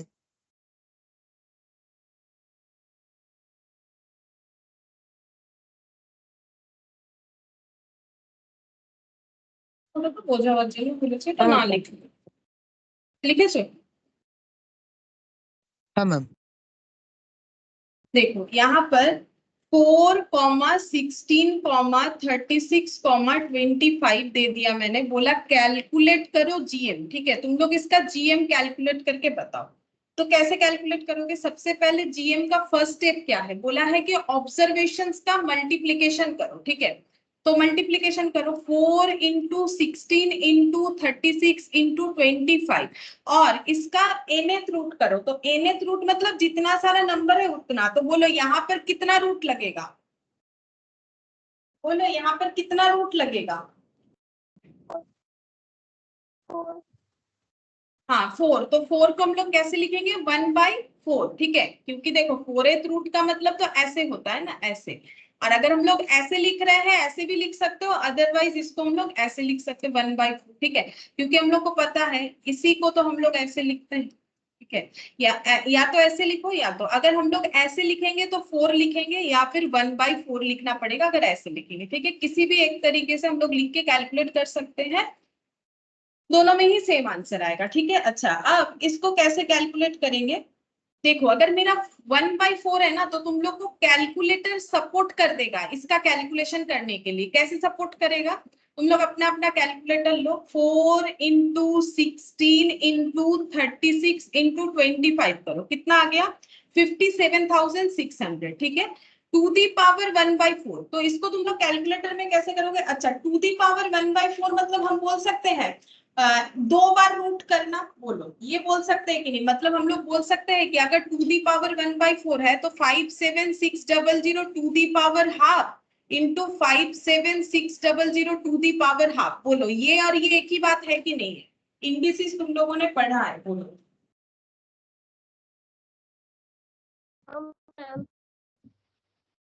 ठीक है, सेम सेम बात है, ठीक है। अच्छा तो कैलकुलेटर कैसे हमें इसमें हेल्प कर देगा कैलकुलेट करने के लिए, 2 बार स्क्वायर रूट लगा दो,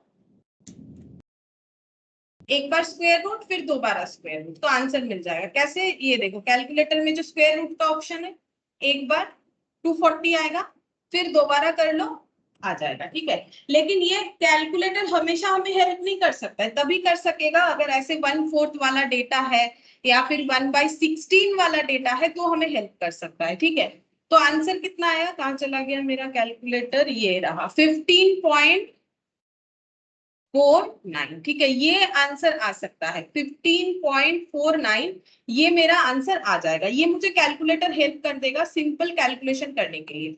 लेकिन बिना कैलकुलेटर के कैसे कैलकुलेट करोगे, मतलब मान लो यहाँ पर 1/4 की जगह कुछ ऐसा डेटा हुआ जो कैलकुलेटर के थ्रू से नहीं होता है, तो फिर कैसे होगा। देखो इसमें भी एक थोड़ा लेंदी प्रोसेस है, वो भी बता देते हैं, कभी अगर जरूरत पड़ा तो उसका भी यूज कर सकते हो। सेम क्वेश्चन का ही दिखा रहा है, 4 इंटू 16 इंटू 36 इंटू 25। अब ये एक एक डेटा को ना हमें सिंप्लीफाई कर लेना है, ठीक है, जितना सिंप्लीफाई हो सकता है। 4 को हम लोग लिख सकते हैं 2 इंटू 2, इससे ज्यादा सिंप्लीफाई नहीं हो सकता है। 16 को कैसे लिख सकते हैं 2 इंटू 2, 2 इंटू 2 4, 4 इंटू 2 8, 8 इंटू 2 16, ठीक है। 16 को हम लोग 2 टू दी पावर 4 कर सकते हैं। 36 को हम लोग कैसे लिख सकते हैं, 2 से डिवाइड करेंगे कितना हो जाएगा 18, फिर 2 9 हो गया, 3 इंटू 3 चेक कर लेते हैं ठीक लिखा है कि नहीं मैंने, 2 इंटू 2 इंटू 3 इंटू 3, हाँ ये देखो 36 हो गया। हम नीचे नीचे बॉर्डर कर देते हैं ताकि तुम लोग समझ जाओ। 4 के लिए ये वाला है, 16 इससे लिखा है मैंने, 36 इससे लिखा है, ठीक है।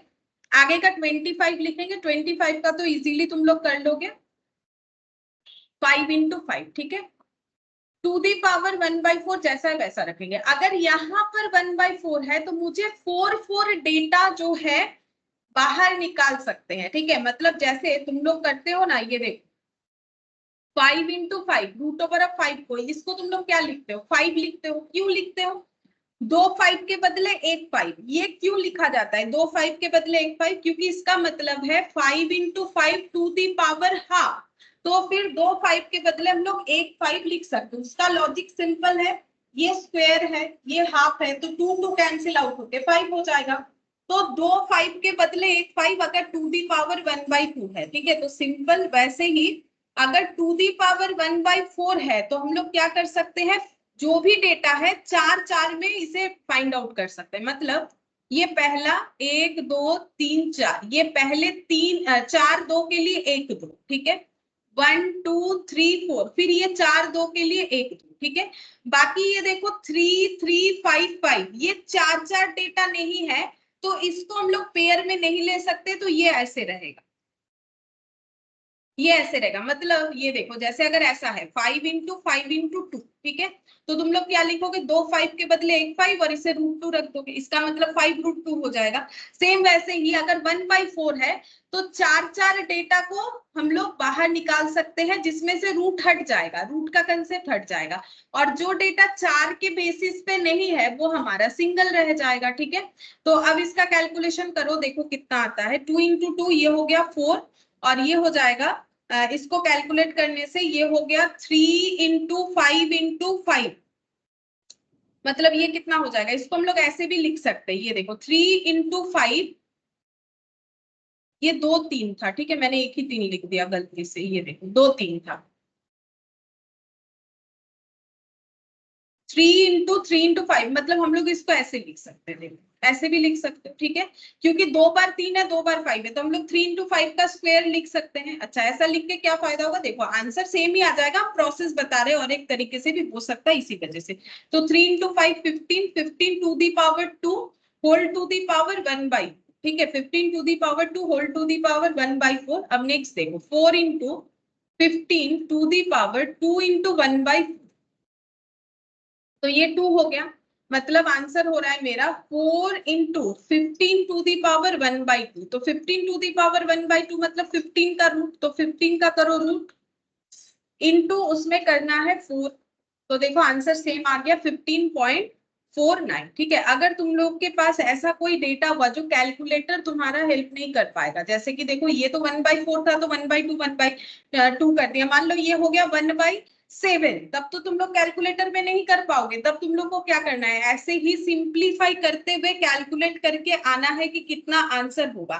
जैसे अगर मान लो 1/7 हो जाता है, तो उस केस में तो कैलकुलेटर पे नहीं होगा, या फिर और कुछ डेटा हो जाता है, तब तुम लोग को इस तरीके से करना पड़ेगा। पहले सिंप्लीफाई कर लो, कितना टू दी पावर है देखो, उस हिसाब से बाहर डेटा को निकालो, और जिसका पेयर नहीं बन रहा है, जैसे ये 4 है तो 4 का पेयर होना चाहिए, नहीं बन रहा है तो फिर उसको सिंगल रखो, फिर कैलकुलेशन करो, फिर कैलकुलेटर के हेल्प से कैलकुलेट करो, ठीक है। तो इस तरीके से होगा। बाकी ये क्वेश्चन तो ऐसे ही हो जा रहा था, ठीक है, इस पे हमें इतना जरूरत नहीं था, लेकिन मैंने इसी क्वेश्चन से तुम लोग को दूसरे तरीके से करने का भी बता दिया कि कैसे कर सकते हो। अब नेक्स्ट लिखेंगे ग्रुप फ्रीक्वेंसी। अगर हमारा ये वाला ग्रुप फ्रीक्वेंसी डिस्ट्रीब्यूशन का हो तो फिर कैसे कैलकुलेट, देखो जीएम इक्वल टू हो जाएगा x1 to the power f1, x2 to the power f2 into dot dot xn to the power fn whole to the power 1/समेशन ऑफ f, ये होगा, ठीक है, ये आंसर होगा। अच्छा, अब इसका एक जो है एग्जांपल से समझा दें। ये फॉर्मूला तो लिख दिया, लेकिन ये कैसे काम करेगा, क्योंकि ये देखने में ये सब टू दी पावर है, ठीक है। ये देखने में थोड़ा अजीब सा है कि पता नहीं कैसे करके कैलकुलेशन हो, आसानी से ही हो जाता है इसमें भी। देखो एक एग्जाम्पल लेते हैं, x और ম্যাম একটু ফলাটা পাবেন, জিএম এর যেটা লাস্ট পেজে লাস্টে লিখলে।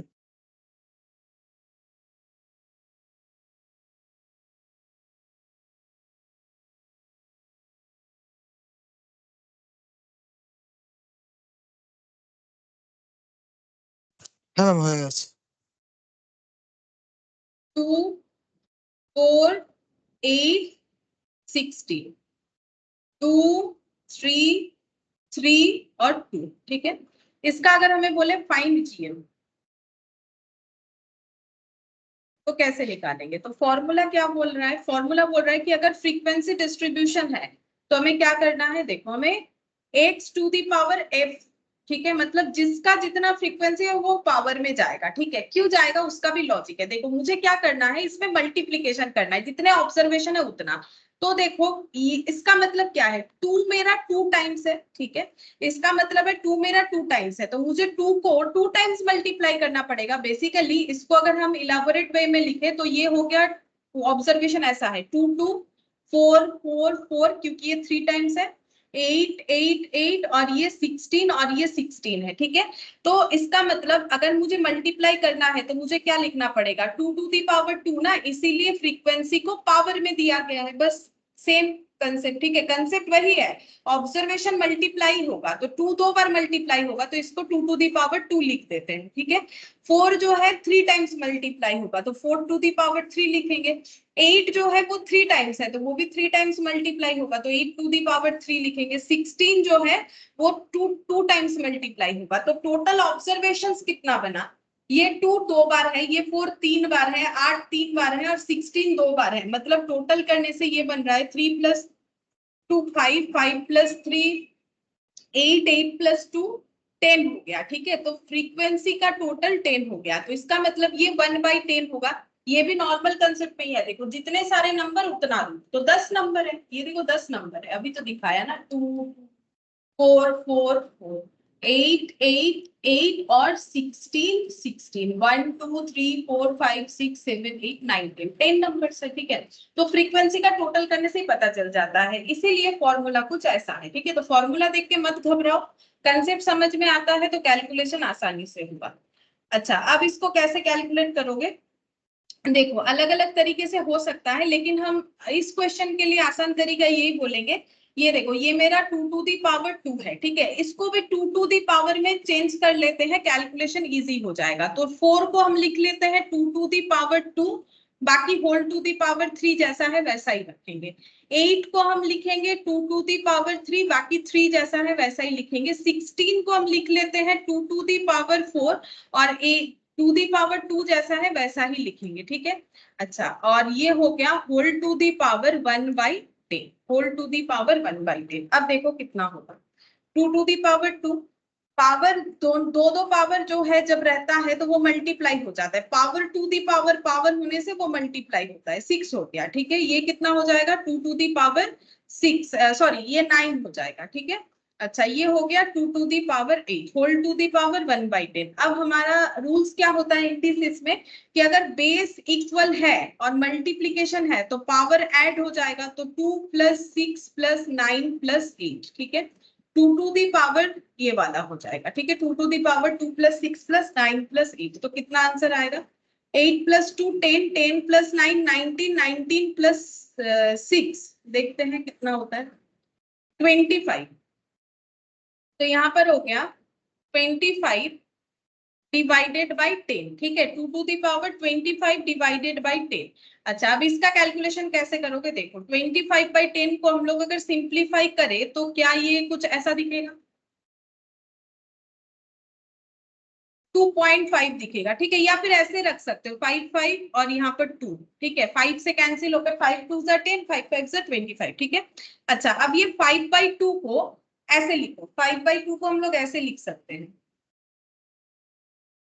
ম্যাম ওটা 2 টু দি পাওয়ার 5/2 হবে মনে হয়। अच्छा ये 2 होगा, गलती से 25 लिखा है मैंने, ये देखो 2 टू दी पावर 5/2। अच्छा, 2 टू दी पावर 5/2 को हम लोग ऐसे लिख सकते हैं, 2 टू दी पावर ऐसे लिख सकते हैं, देखो 2 + 1/2, देखो 2 + 1/2 5/2 होता है, देखो 2 + 1/2 जो है वो 5/2 होता है, ऐसे करके लिख सकते हैं, ठीक है। अब इसका सोल्यूशन कैसे करेंगे, ये लिख सकते हैं ऐसे 2 to the power 2 into 2 to the power half, क्योंकि बेस हमारा ऐसे हो जाता है ना, बेस अगर मेरा मल्टीप्लाई हो तो ये ऐड हो जाएगा। ম্যাম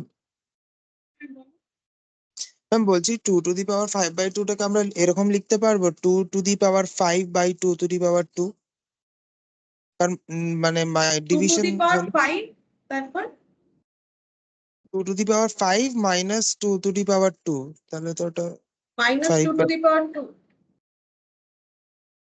এটা কি করে সম্ভব? এটা মানে তো 32 হয় আর এটা মানে 4 হয়, 32 minus 4 করলে তো এটা অ্যাকচুয়ালি লগের যে কনসেপ্টটা না, যেটা মানে ইনটু থাকলে আমরা প্লাস করতাম বা ডিভিশন থাকলে মাইনাসে চলে আসতো, সেই জিনিসটা অ্যাপ্লাই করার চেষ্টা হচ্ছে। লগ তো এখানে নেই, তাহলে লগ কি করে আসবে? लॉग छाड़ा तो लॉग अप्लाई कोনোদিন করা যায় না। देखो लॉग का यहाँ पर कुछ कंसेप्ट नहीं आ सकता है।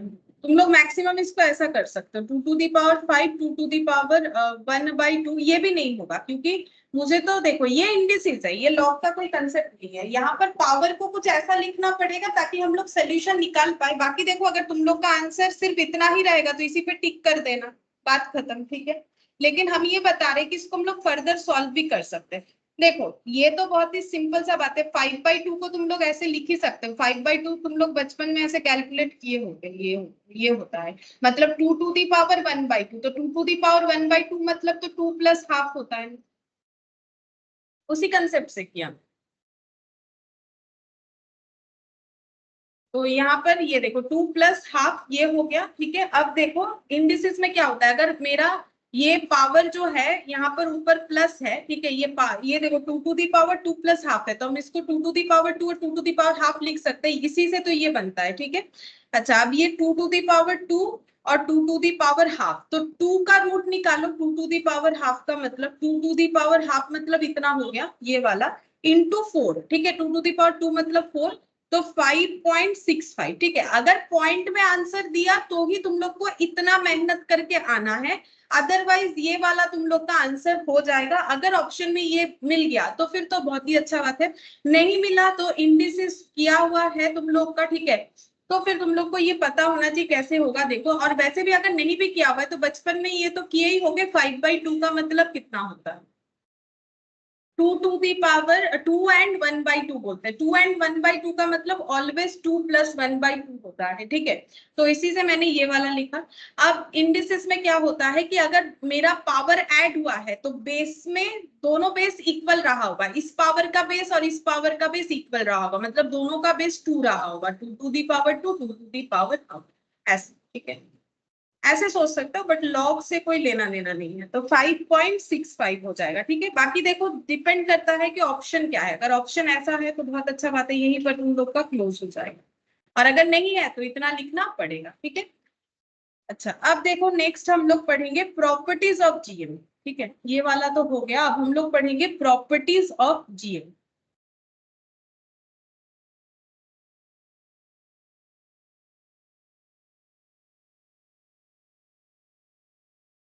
जीएम का प्रॉपर्टी क्या है, देखो पहला प्रॉपर्टी क्या बोला है, देखो जीएम का ये देखो बोल रहा है कि ये वाला पहले बताते हैं, if all the observation assumed by a variable are constant से k greater than 0 then GM of the observation is also k। मतलब हम बताते हैं, देखो बोल रहा है कि सारे ऑब्जर्वेशंस का वैल्यू अगर कांस्टेंट है, जैसे मान लो कि हम लोग का आंसर कुछ ऐसा है। अच्छा एक काम करते हैं, पहला वाला ही पहले बता देते हैं, लॉग वाला, ठीक है, उसके बाद ही बताएंगे, आगे पीछे करके फायदा नहीं। ये वाला देखो, ये वाला हम समझा देते हैं कि एग्जाम्पल के साथ। हम लोग पहला वाला प्रॉपर्टी पहले कर रहे हैं। देखो एक एग्जाम्पल लेते हैं, यहाँ पर दिया हुआ है मान लो 2 4 और 8, और हम लोग को फाइंड आउट करना है जीएम, ठीक है, फाइंड जीएम। तो कैसे जीएम निकालोगे, तो जीएम ऐसे निकल जाएगा 2 into 4 into 8 to the power 1/3, ठीक है। तो पहले इंटू करके ही देखते हैं, इंटू से आंसर अगर आ जाता है तो बहुत ही अच्छा बात है। तो यहाँ पर हो गया 64 टू दी पावर 1/3। तो देखो 4 का क्यूब 64 होता है, मुझे जितना याद आ रहा है, हाँ 4 का क्यूब 64 होता है, तो इसका आंसर मेरा हो गया 4, ठीक है। 3 3 कैंसिल आउट हो गया, इसका आंसर मेरा 4 हो गया। अच्छा अब अगर हम निकालते हैं लॉग जीएम, ठीक है, log GM. Log of GM, तो मेरा लॉग लॉग ही रहेगा। जीएम मेरा कितना आया है, 4 आया है, जियोमेट्रिक मीन मेरा 4 आया है। अब इसको कैसे लिख सकते हैं, ये देखो 4 को हम लोग 2 टू दी पावर 2 लिखते हैं, और लॉग का जो फॉर्मूला है, लॉग का अपना फॉर्मूला होता है, ठीक है, जिन्होंने लॉग किया उनको तो याद होगा, पता नहीं याद है भी कि नहीं, देखो हम एक बार बता देते हैं, इसीलिए log a to the power m, ऐसा करके लॉग का फॉर्मूला होता है, ठीक है। जिन्होंने कभी नहीं किया कोई बात नहीं, फॉर्मूले में कंसेंट्रेट करो कि log a to the power m का मतलब क्या होता है। ये अपना एक फॉर्मूला बेस्ड चैप्टर है, इसमें अगर a to the power m है तो m सामने आ जाएगा, m log a, ठीक है। तो यहाँ पर भी इसी को देख देख के याद करो, 2 सामने आ जाएगा, 2 log 2 होगा। अच्छा, मैंने अचानक से जीएम का लॉग क्यों निकाला, क्योंकि प्रॉपर्टी कुछ ऐसा है, बोल रहा है कि लॉगरिथम ऑफ जी, जी का मतलब geometric mean for a set of observation. अगर हम लोग किसी सेट ऑफ ऑब्जर्वेशन का जियोमेट्रिक मीन निकालते हैं, is the aim of the logarithm of the observation that is log g equal to ये मुझे प्रूफ करके तुम लोग को दिखाना है कि ये रिलेशन एस्टैब्लिश करेगा। पहले हम बता देते हैं तो तुम लोग को ये समझ में आ जाएगा, ठीक है। तो मैंने क्या किया, पहले एक एग्जांपल लिया सिंपल सा 3 डेटा का, जिससे मैंने जीएम निकाल लिया और जीएम का लॉग निकाल लिया, ठीक है। अब नेक्स्ट मुझे क्या करना है, यहाँ पर लिखेंगे 2 4 8, सेम इसी डेटा को मैंने लिखा है, ठीक है। লেখো তাড়াতাড়ি,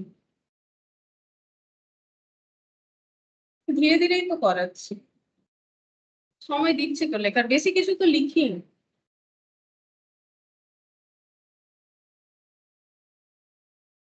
log x, ठीक है, log x क्या होगा, log x का वैल्यू हो जाएगा यहाँ पर, ये देखो log 2 log 4 log 8, ठीक है। log x का मतलब log 2 log 4 log 8 हो गया।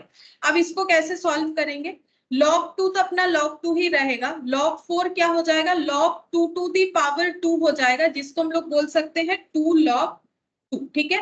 इसी फॉर्मूले में बेस्ड होगा, इसी फॉर्मूले में बेस्ड है, ठीक है, इसी फॉर्मूले के बेसिस पे चलेगा। फिर log 8 को हम लोग क्या लिखेंगे, log 2 टू दी पावर 3, तो यहाँ पर हो जाएगा 3 log 2, ठीक है, 3 log 2 हो जाएगा। अच्छा, अब मुझे करने क्या बोला है, मुझे बोला है कि अगर हम लोग, देखो क्या बोल रहा है, लॉगरिथम ऑफ जी मतलब GM for a set of observation जो है इज द, ये क्या है, बोल रहा है लॉग जी जो है ये किसके साथ इक्वल है, बोल रहा है कि अगर हम लोग एरिथमेटिक मीन निकालते हैं of the logarithm of the observation, सारे ऑब्जर्वेशन का लॉग कर लो, सारे ऑब्जर्वेशन का लॉग कर लो, कर लिया, तीन ऑब्जर्वेशन लिया था, 3 ऑब्जर्वेशन का ही लॉग कर दिया और लॉग का सिंप्लीफाइड वैल्यू निकाल लिया। अब बोल रहा है इसका निकालो एरिथमेटिक मीन, ठीक है। अब इसका क्या निकालना है, एरिथमेटिक मीन। तो एरिथमेटिक मीन कैसे निकालते हैं, एरिथमेटिक मीन का मतलब होता है log x का मुझे एरिथमेटिक मीन निकालना है, तो मुझे कैसे निकालना पड़ेगा, तो हम यहाँ पर लिखते हैं arithmetic mean equal to summation of log x divided by m, ठीक है। मतलब मुझे log x का टोटल करना है, तो log x का वैल्यू क्या है, ये 3 वैल्यू है, लेकिन उसको मैंने सिंप्लीफाई करके ये 3 वैल्यू में ट्रांसफर किया है। तो आंसर कितना होगा, देखो log 2 plus 2 log 2 plus 3 log, ठीक है। तो इसका आंसर कितना हो जाएगा, log 2 2 log 2 3 log 2, तो 3 प्लस, जैसे देखो तुम लोग करते हो ना x plus 2x plus 3x, बस वैसे ही सोचना, तो 3 प्लस 2 प्लस 1 करके इसको कितना करते हो 6x, सेम तरीके से यहाँ पर हो जाएगा 3 प्लस 2 5 प्लस 1 6 log 2, ठीक है, ये हो गया 6 log 2। और n का मतलब जो होता है अरिथमेटिक मीन में हाउ मेनी नंबर्स, तो नंबर्स तो 3 है, ठीक है, तो यहाँ पर लिख दिया 3, तो ये कैंसिल आउट हो गया 2 log 2, ठीक है। तो देखो एरिथमेटिक मीन जब इंडिविजुअली ऑब्जर्वेशंस का लॉग निकाल के उसका जब हम लोगों ने एरिथमेटिक मीन निकाला तो वो हमारे इस डेटा के जीएम के साथ बराबर है, इस डेटा के जीएम के साथ बराबर है, ठीक है। तो ये डेटा का जीएम देख लो, यहाँ पर हम लोग का 2 log 2 आया था और ये भी वही आ गया। तो इससे मेरा प्रॉपर्टी क्या प्रूव हुआ, प्रॉपर्टी ये प्रूव हुआ log of GM equal to, ठीक है, 1/n into summation log x, ठीक है, ये मेरा प्रॉपर्टी है। log of GM geometric mean निकालो फिर उसका log निकालो और इंडिविजुअली ऑब्जर्वेशन, एक्स मतलब ऑब्जर्वेशन, इंडिविजुअली ऑब्जर्वेशन का लॉग निकाल के उसका टोटल करके डिवाइडेड बाय जितने सारे नंबर है वो करने से हम लोग का दोनों का आंसर इक्वल आएगा। तो ये हो गया हमारे पहले प्रॉपर्टी का प्रूफ। ठीक है, पहले प्रॉपर्टी का प्रूफ हम लोग का ये आ गया कि अगर हम लोग किसी भी ऑब्जर्वेशंस का जीएम निकालते हैं, ठीक है, फिर उसका लॉग निकालते हैं और उसी सारे ऑब्जर्वेशन का इंडिविजुअली अगर लॉग निकालते हैं फिर उसका एरिथमेटिक मीन निकालते हैं तो दोनों बराबर होता है। ठीक है, दोनों बराबर होता है। तो ये हम लोग का हो गया वन का जो है प्रॉपर्टी का मतलब मैंने समझा दिया। फिर सेकेंड वाला देखो,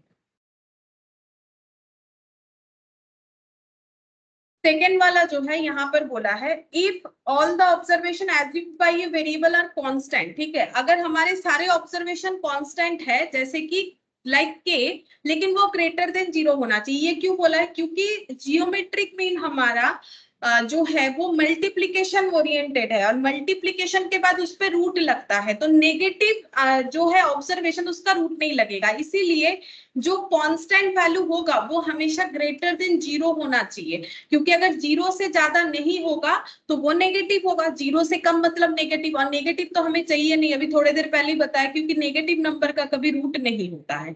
अब इसका प्रॉपर्टी देखो, सारे ऑब्जर्वेशन अगर मेरा कांस्टेंट है, जैसे कि मान लो मैंने ऑब्जर्वेशन ले लिया 5, ऐसे ले लेते 7 7 7 7 7 7 और मैंने बोला फाइंड जीएम, इसका जियोमेट्रिक मीन निकालो। तो कैसे निकालेंगे हम लोग? जीएम इक्वल टू हो जाएगा 7 इंटू 7 इंटू 7, 3 बार 4 बार 5 बार to the power 1 by 1 2 3 4 5, 5 data है तो टू दी पावर 5 हो जाएगा। ठीक है, तो इसको हम लोग लिख सकते हैं 7 to the power 5 whole to the power 1 by 5, 5 5 cancel out हो गया, ये मेरा 7 आ गया। तो देखो यहाँ पर क्या हुआ, मैंने कांस्टेंट के लिया था जो कि ग्रेटर देन 0 था और मैंने यहाँ पर के का वैल्यू लिया 7। ठीक है, बोल रहा है कि अगर सारे ऑब्जर्वेशन कांस्टेंट है और उसके बाद अगर हम लोग जीएम निकाल रहे हैं तो बोल रहे हैं जीएम भी वही के आएगा, ये भी के आएगा। ये देखो यही चीज बोला है, if all observation assumed by a variable are constant, say k greater than 0, then the gm of the observation is also k। तो उसका अगर जियोमेट्रिक मीन निकालोगे तो वो भी मेरा k ही आ जाएगा। ठीक है, ये हो गया मेरा सेकेंड नंबर वाला जो है प्रॉपर्टी। ठीक है, अच्छा थर्ड नंबर वाला प्रॉपर्टी क्या बोला है? देखो थर्ड नंबर वाले प्रॉपर्टी में बोला है GM of the product of two variables is the product of GM, that is if z equal to xy then this one। ठीक है, ये अगर मेरा GM of the product of two variables, दो वेरिएबल्स का अगर हम लोग GM निकालते फिर उसका प्रोडक्ट करते हैं तो बोल रहा है कि GM of z equal to GM of x और GM of y होगा। ठीक है, ये एग्जांपल लेने से समझ में आएगा, ऐसे तो नहीं समझ में आएगा, हम बता देते हैं। ये देखो x और y, ठीक है, यहाँ पर मैंने ले लिया 2 4 8 10 100 और 1000। ठीक है, अच्छा ये हो गया x और y। सबसे पहले मुझे यहाँ पर निकालना है z equal to X Y. ऐसा क्यों निकाल रहे? देखो तुम लोग अगर इसको देखोगे ध्यान से तो यहाँ पर वही बोला है कि अगर मुझे क्या करना है, अगर ये रिलेशन हो रहा है z equal to X Y और दो वेरिएबल्स क्या क्या है, एक x है एक y है। ठीक है, एक x है एक y है, तो मैंने दो वेरिएबल्स ले लिया। अब मल्टीप्लाई करने से कितना आएगा? 10 इंटू 2 20 आएगा, 100 इंटू 4 400 आएगा, 1000 इंटू 8 8000 आएगा। ठीक है, 1000 इंटू 8 8000। ठीक है, अच्छा अब मुझे निकालना है जीएम ऑफ एक्स। हम पहले निकालेंगे, यहां से निकालते हैं जीएम ऑफ एक्स। तो कितना होगा? 2 into 4 into 8 to the power 1/3। फिर निकालेंगे जीएम ऑफ वाई। ठीक है, ये पूरा जो है हम लोग का जो प्रॉपर्टी है उसमें जो बोला है हम उसी के हिसाब से निकाल रहे हैं। कैलकुलेट होने से तुम लोग को दिखेगा 10 इंटू 100 इंटू 1000। ठीक है, अब मुझे निकालना है जीएम ऑफ जे। ठीक है, जीएम ऑफ जेड कितना हो जाएगा? 20 into 400 into 8000 to the power 1/3 the the power 1/3। चलो कैलकुलेट करके देखते हैं कितना आएगा। 2 इंटू 4 इंटू 8 64 आ गया, 64 to the power 1/3।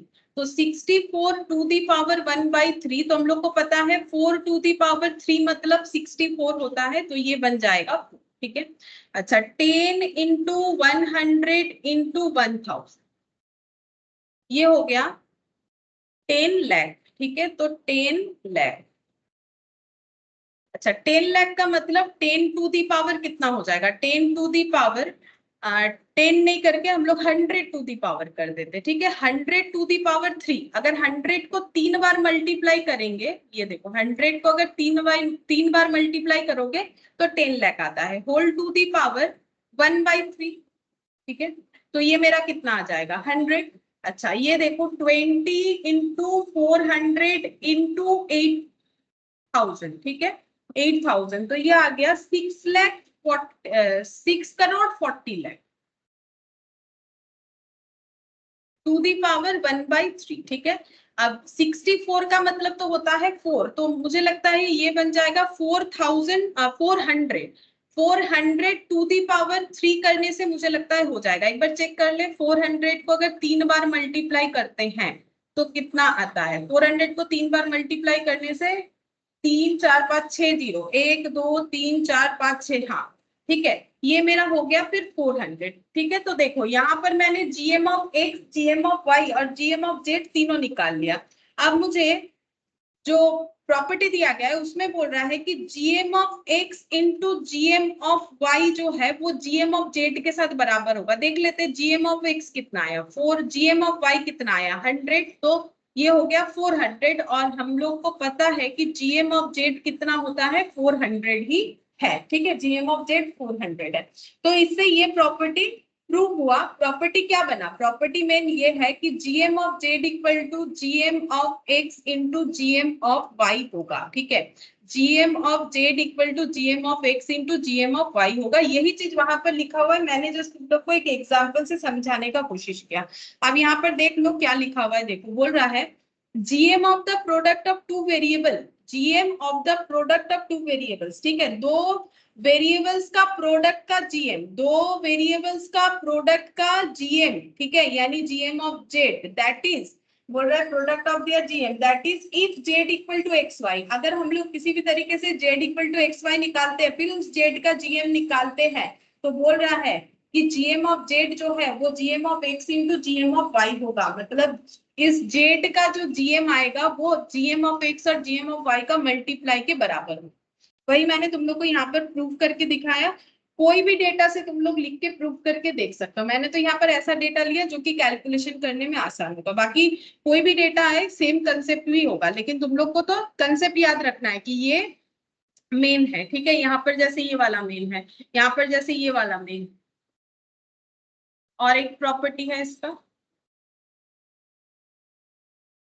4th number, देखो क्या बोल रहा है, GM of the ratio of the two variables is the ratio of the GM of the variables, that is, देखो ये और ये सेम है, बस ये मल्टीप्लीकेशन यानी प्रोडक्ट पे बोल रहा है, ये रेशियो यानी डिवाइड पे बोलेगा, ठीक है।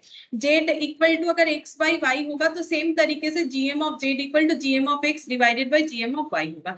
दिखा देते हैं, सेम ही कंसेप्ट है। देखो अगर एक्स मेरा मान लो है 8, 16 और 32, ठीक है, और वाई है मेरा 2, 4 और 8, ठीक है, 2, 4 और 8, और जेड हो जाएगा, जेड मुझे बोला है एक्स बाई वाई करने के लिए, ठीक है, तो एक्स बाई वाई 8/2 4 हो जाएगा, 16/4 4 हो जाएगा, 32/8 4 हो जाएगा, ठीक है।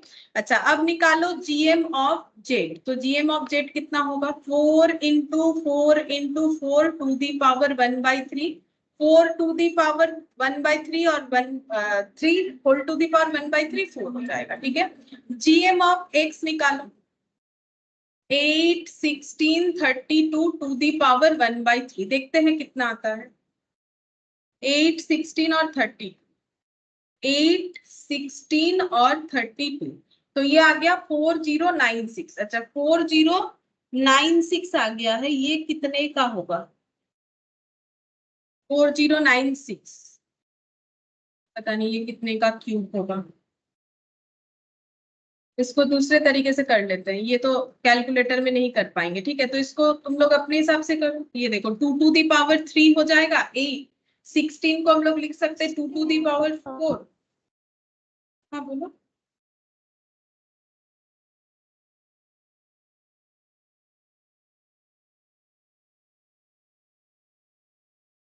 बोलो क्या बोल रहे थे, आवाज नहीं आ रही। ये कितना हो जाएगा?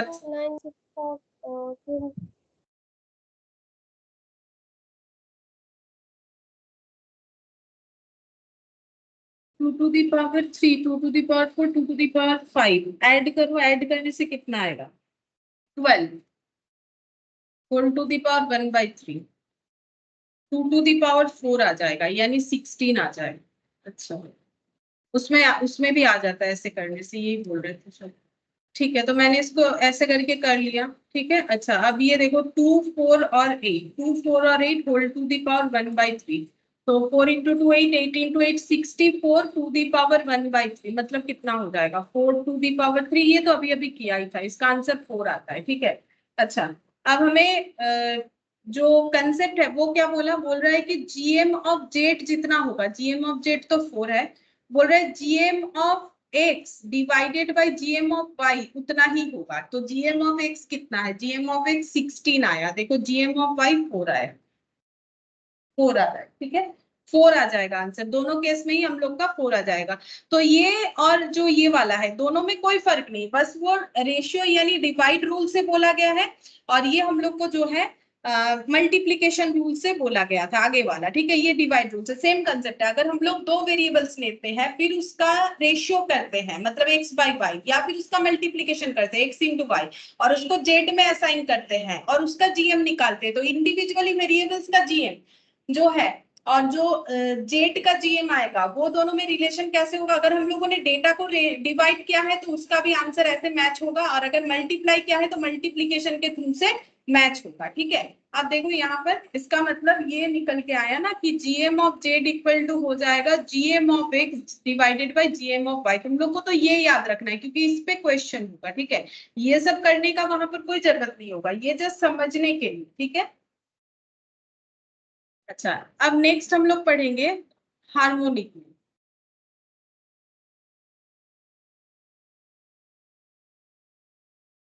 हार्मोनिक मीन में देखो क्या होगा,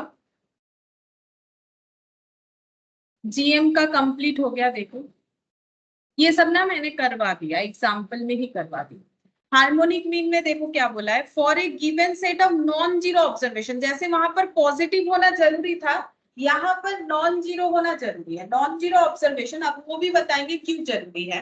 harmonic mean is defined as the reciprocal of the AM of the reciprocal of the observation. बोल रहा है, देखो अच्छे से देखो क्या बोल रहा है, harmonic mean is the defined as the reciprocal of the AM, AM का रेसिप्रोकल होना चाहिए of the reciprocal of the observation, मतलब ऑब्जर्वेशन को पहले रेसिप्रोकल करना है, फिर उसका अरिथमेटिक मीन निकालना है, फिर उसको रेसिप्रोकल करना है। मतलब देखो हम लिखवा देते हैं मतलब क्या होता है।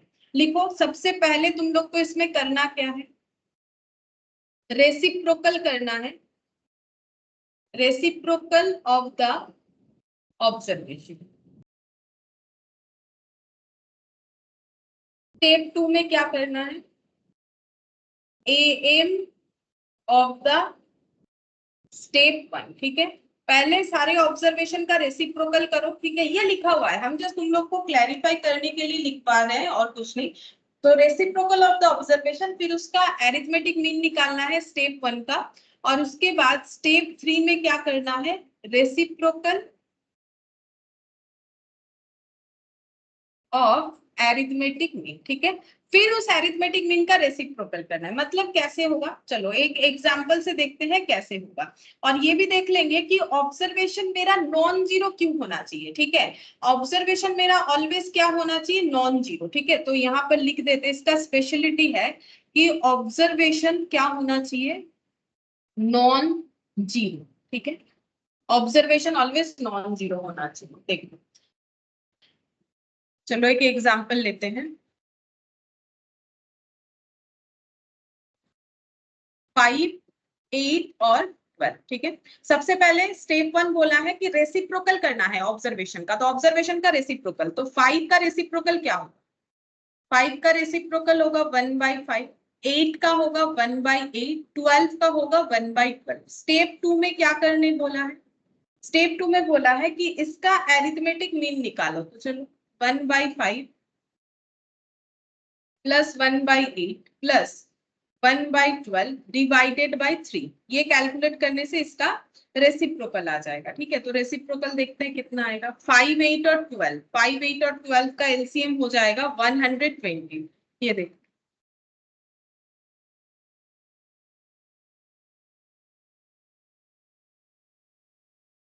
2, 2, 4, 2, 8, 8 और 5 40, 40 और 3 120। ठीक है, ये 3 अपना रह गया, तो ये 5 होने से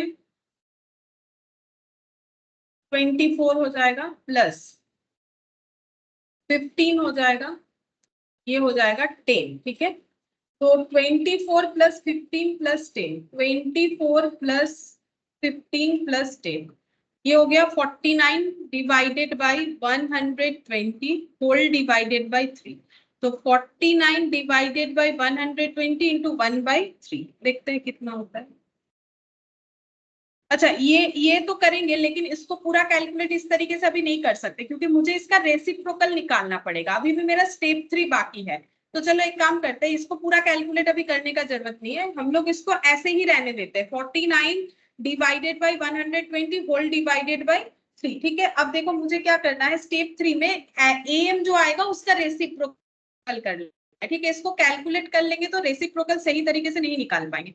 रेसिप्रोकल मतलब ये जो भी आया इसको चेंज करो, मतलब इसका न्यूमरेटर डिनोमिनेटर, डिनोमिनेटर न्यूमरेटर हो जाएगा, मतलब 3 डिवाइडेड बाई 49 डिवाइडेड बाई 120 हो जाएगा, यानी 3 इंटू 120 डिवाइडेड बाई 49। अब कैलकुलेट कर सकते हैं, ये देखो 3 इंटू 120 डिवाइडेड बाई 49, तो ये आंसर हो जाएगा 7 पॉइंट समथिंग आ रहा है, 7.34 ऐसा कुछ आ रहा है। ठीक है, तो मैंने ये एग्जाम्पल से बताया। तो बेसिकली तुम लोग को करना क्या है, तुम लोग को पहले जो भी ऑब्जर्वेशन है उसका रेसिप्रोकल निकालना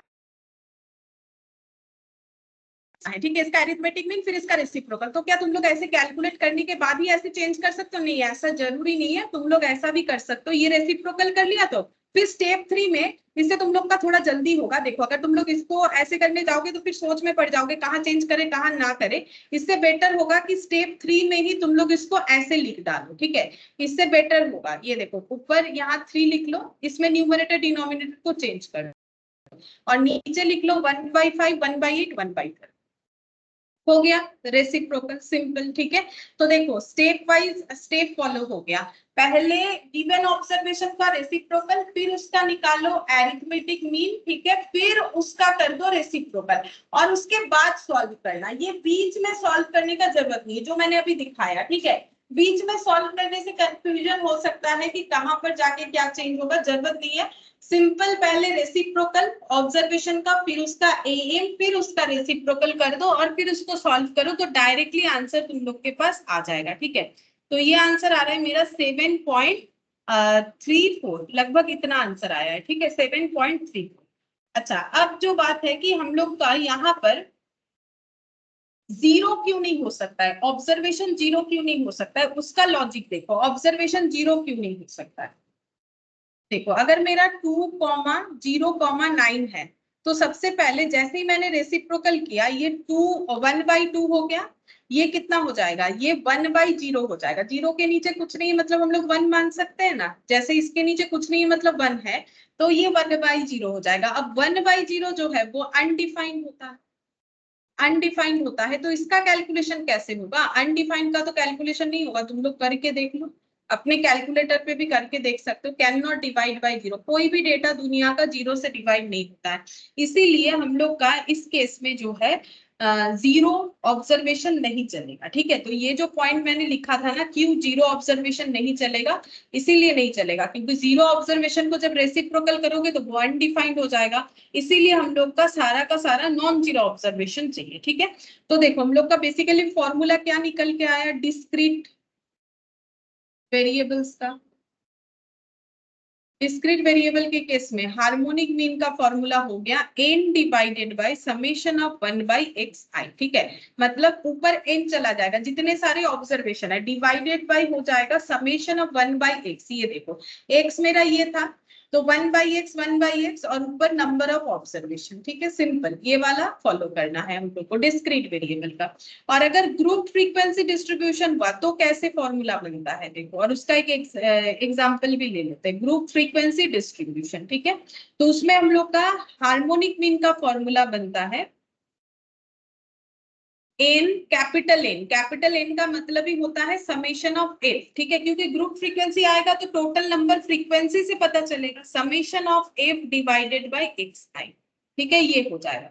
अच्छा, इसका एप्लीकेशन भी बता देते हैं। मान लो ये एक्स है 2, 4, 8 और 16, एफ है 2, 3, 3 और 2, ठीक है।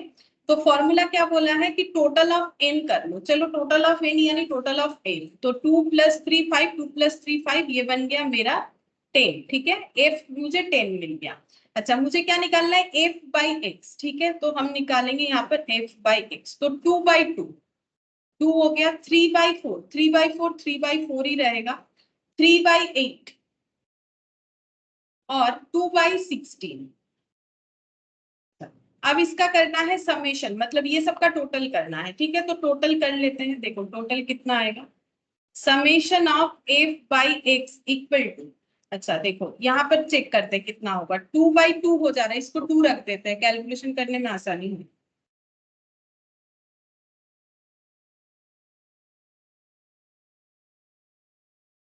तो यहाँ पर 2, 4, तुम लोग इसका जो है कैलकुलेटर पे भी कैलकुलेट कर सकते हो अगर करना चाहो तो, या फिर इसका एलसीएम करके भी कर सकते हो। ये देखो ये ऐसे भी हो जाएगा, ऐसे कर सकते हो। ये देखो 2/2 1 हो जाएगा, 3/4 देखो कैलकुलेटर दिखा रहा होगा कितना होगा, 0.75, ऐसे भी हो जाएगा। इसमें तो टाइम लगेगा, क्यों ना हम लोग ऐसा कर ले, 3/8, 0.375 और 2/16, तो ये हो जाएगा 0.125, ठीक है। अब ऐड करते हैं, 0.125, 0.375 प्लस 0.75 प्लस 1, 2.25 होगा, ठीक है, 2.25 होगा। तो ये देखो, इसको करने का क्या जरूरत है, जब कैलकुलेटर पे ही हो गया। अगर नहीं होता है, नहीं होगा तो जरूर कैलकुलेटर पे, लेकिन वो अगर मेरा पॉइंट के बाद मतलब कंटिन्यूअसली डेटा चलता है तो थोड़ा प्रॉब्लम हो सकता है। अब देखो यहाँ पर फॉर्मूले में पुट करते हैं, एच एम का वैल्यू क्या था, समेशन एफ मतलब 10, और ये टोटल करने से आया 2.25, 2.25, 10 डिवाइडेड बाई 2.25, तो ये हो गया 4.44, ठीक है। और ये चल ही जा रहा है, इसलिए मैंने इसके ऊपर एक बार लगा दिया, इसका मतलब है कि ये कंटिन्यूअसली अभी चल रहा है, ठीक है, 4.444 इस तरीके से। तो ऐसे करके हम लोग अगर फ्रीक्वेंसी वाला कैलकुलेशन करें तो उसमें इस तरीके से कैलकुलेशन होता है, फ्रीक्वेंसी वाले कैलकुलेशन। अच्छा, अब एचएम का प्रॉपर्टी बता देते हैं, यही लास्ट बताएंगे, उसके बाद जो है और एक क्लास चाहिएगा वेटेड एवरेज, ये बाकी है, ठीक है। चलो पहले प्रॉपर्टी देख लेते हैं, एचएम का प्रॉपर्टी क्या है, ज्यादा नहीं है, देखो properties of HM, properties of HM, तो देखते हैं एचएम का प्रॉपर्टी क्या बोला है। If all the observation taken by a variable are constant, सारे ऑब्जर्वेशन अगर कांस्टेंट है तो HM भी कांस्टेंट होगा। देखो कैसे, जैसे कि मान लो मैंने ऑब्जर्वेशन लिया है 2 to 2, चेंज नहीं होगा तो कांस्टेंट है, और मुझे बोला है कि फाइंड HM, तो मेरा आंसर 2 ही होगा।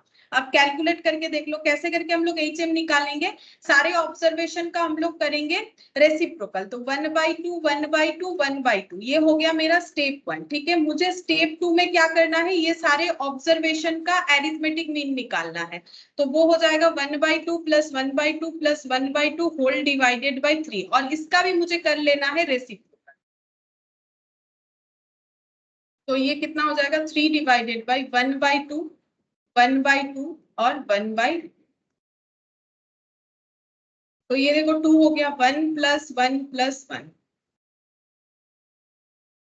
3 × 2/3, तो आंसर 2 आ गया। वही तो बोला था कि अगर कांस्टेंट होता है HM के सारे ऑब्जर्वेशन, सॉरी किसी भी सीरीज के सारे ऑब्जर्वेशन अगर कांस्टेंट होते हैं तो हम लोग का HMB जो है वो कांस्टेंट ही आएगा, कांस्टेंट का आंसर ही मेरा HM आएगा। और अगर तुम लोग देखोगे यही सेम चीज हमारा AM पे अप्लाई होता है, यही GM पे अप्लाई होता है, यही मीडियन पे अप्लाई होगा। और नहीं, मीडियन पे ऐसा नहीं होता है, AM पे होता है, GM पे होता है, HM पे होता है, ठीक है।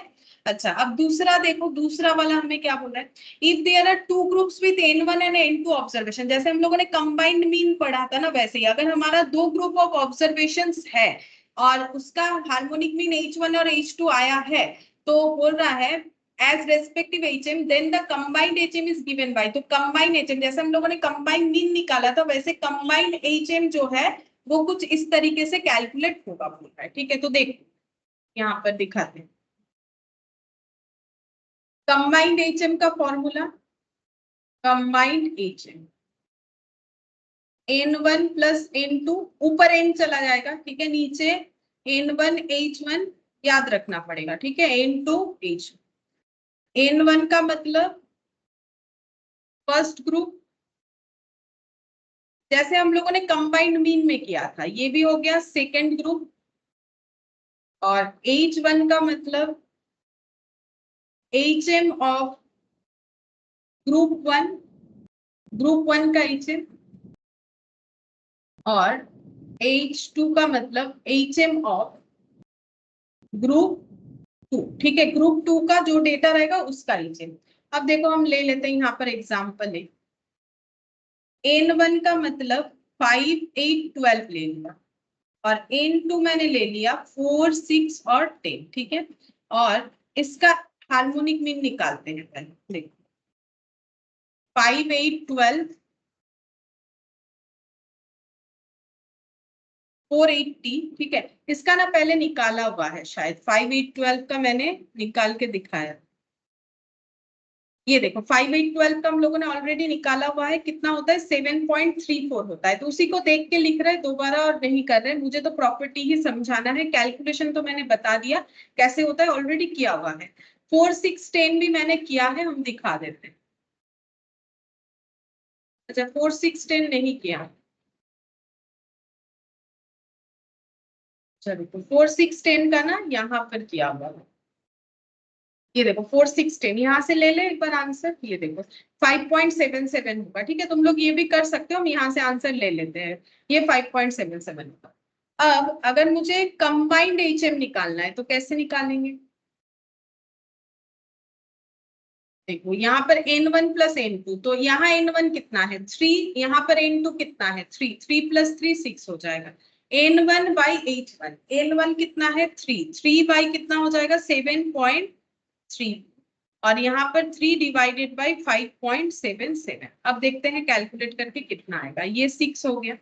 अच्छा ये डिवाइड कर लेते हैं, 3 डिवाइडेड बाई 7.3, 0.41 ऐसे लिख सकते हैं, प्लस 3 डिवाइडेड बाई 5.77, तो ये कितना आ गया 0.5199, मतलब 0.52, ठीक है।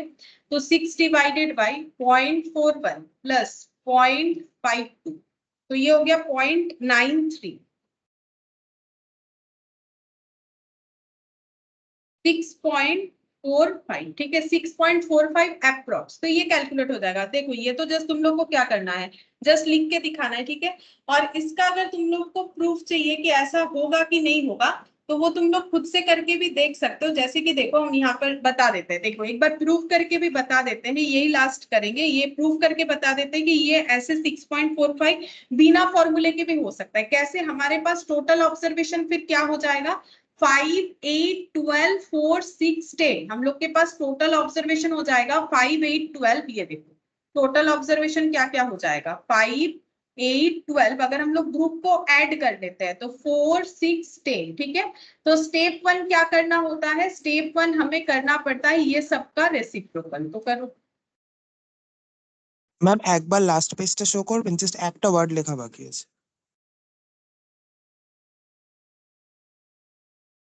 হ্যাঁ ম্যাম হয়ে গেছে। 1/4, 1/6 और 1/10, ठीक है। फिर मुझे क्या करना है, स्टेप 2 में ये सबका एरिथमेटिक मीन करना है, तो 1/5, 1/8, 1/12, 1/4, 1/6 1/10 डिवाइडेड बाई हो जाएगा 1 2 3 4 5 6, ठीक है। लेकिन मुझे क्या करना है, इसका भी रेसिप्रोकल करना होता है, तो हम इसका भी रेसिप्रोकल कर देंगे। 1/5 1/8 1/12 1/4 1/6 और 1/10, ठीक है। अच्छा, अब इसका कैलकुलेशन कैसे करोगे, सिंपल अपना कैलकुलेटर ले लो और करते जाओ। 1/5, ये देखो 1/5, तो ये मेरा आ गया 0.2, और मेमोरी प्लस करते जाओगे तो तुम लोग मेमोरी रिकॉल कर लेना, आंसर मिल जाएगा 0.125।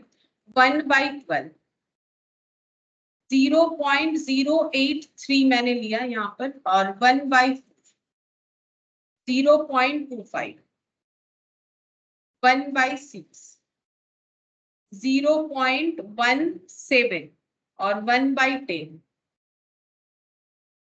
0.1। अब ऐड करते 0.1 0.17 प्लस 0.25 प्लस 0.083 प्लस 0.125 प्लस 0.2, तो ये हो गया 0.928, ठीक है। 6 डिवाइडेड बाई 0.928 चेक करके देख लो, सेम आंसर आएगा।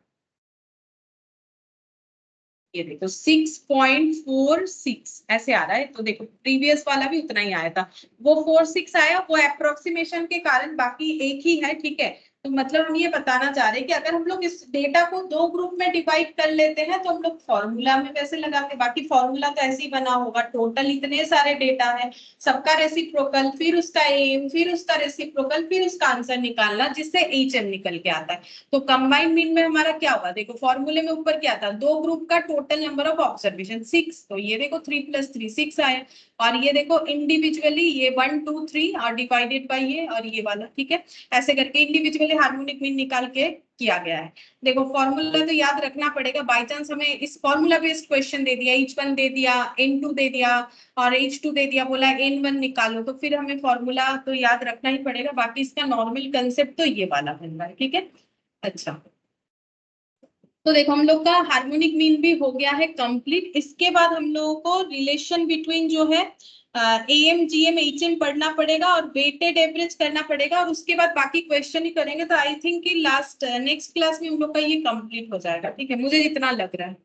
ठीक है, फिर आज इतना ही करते हैं।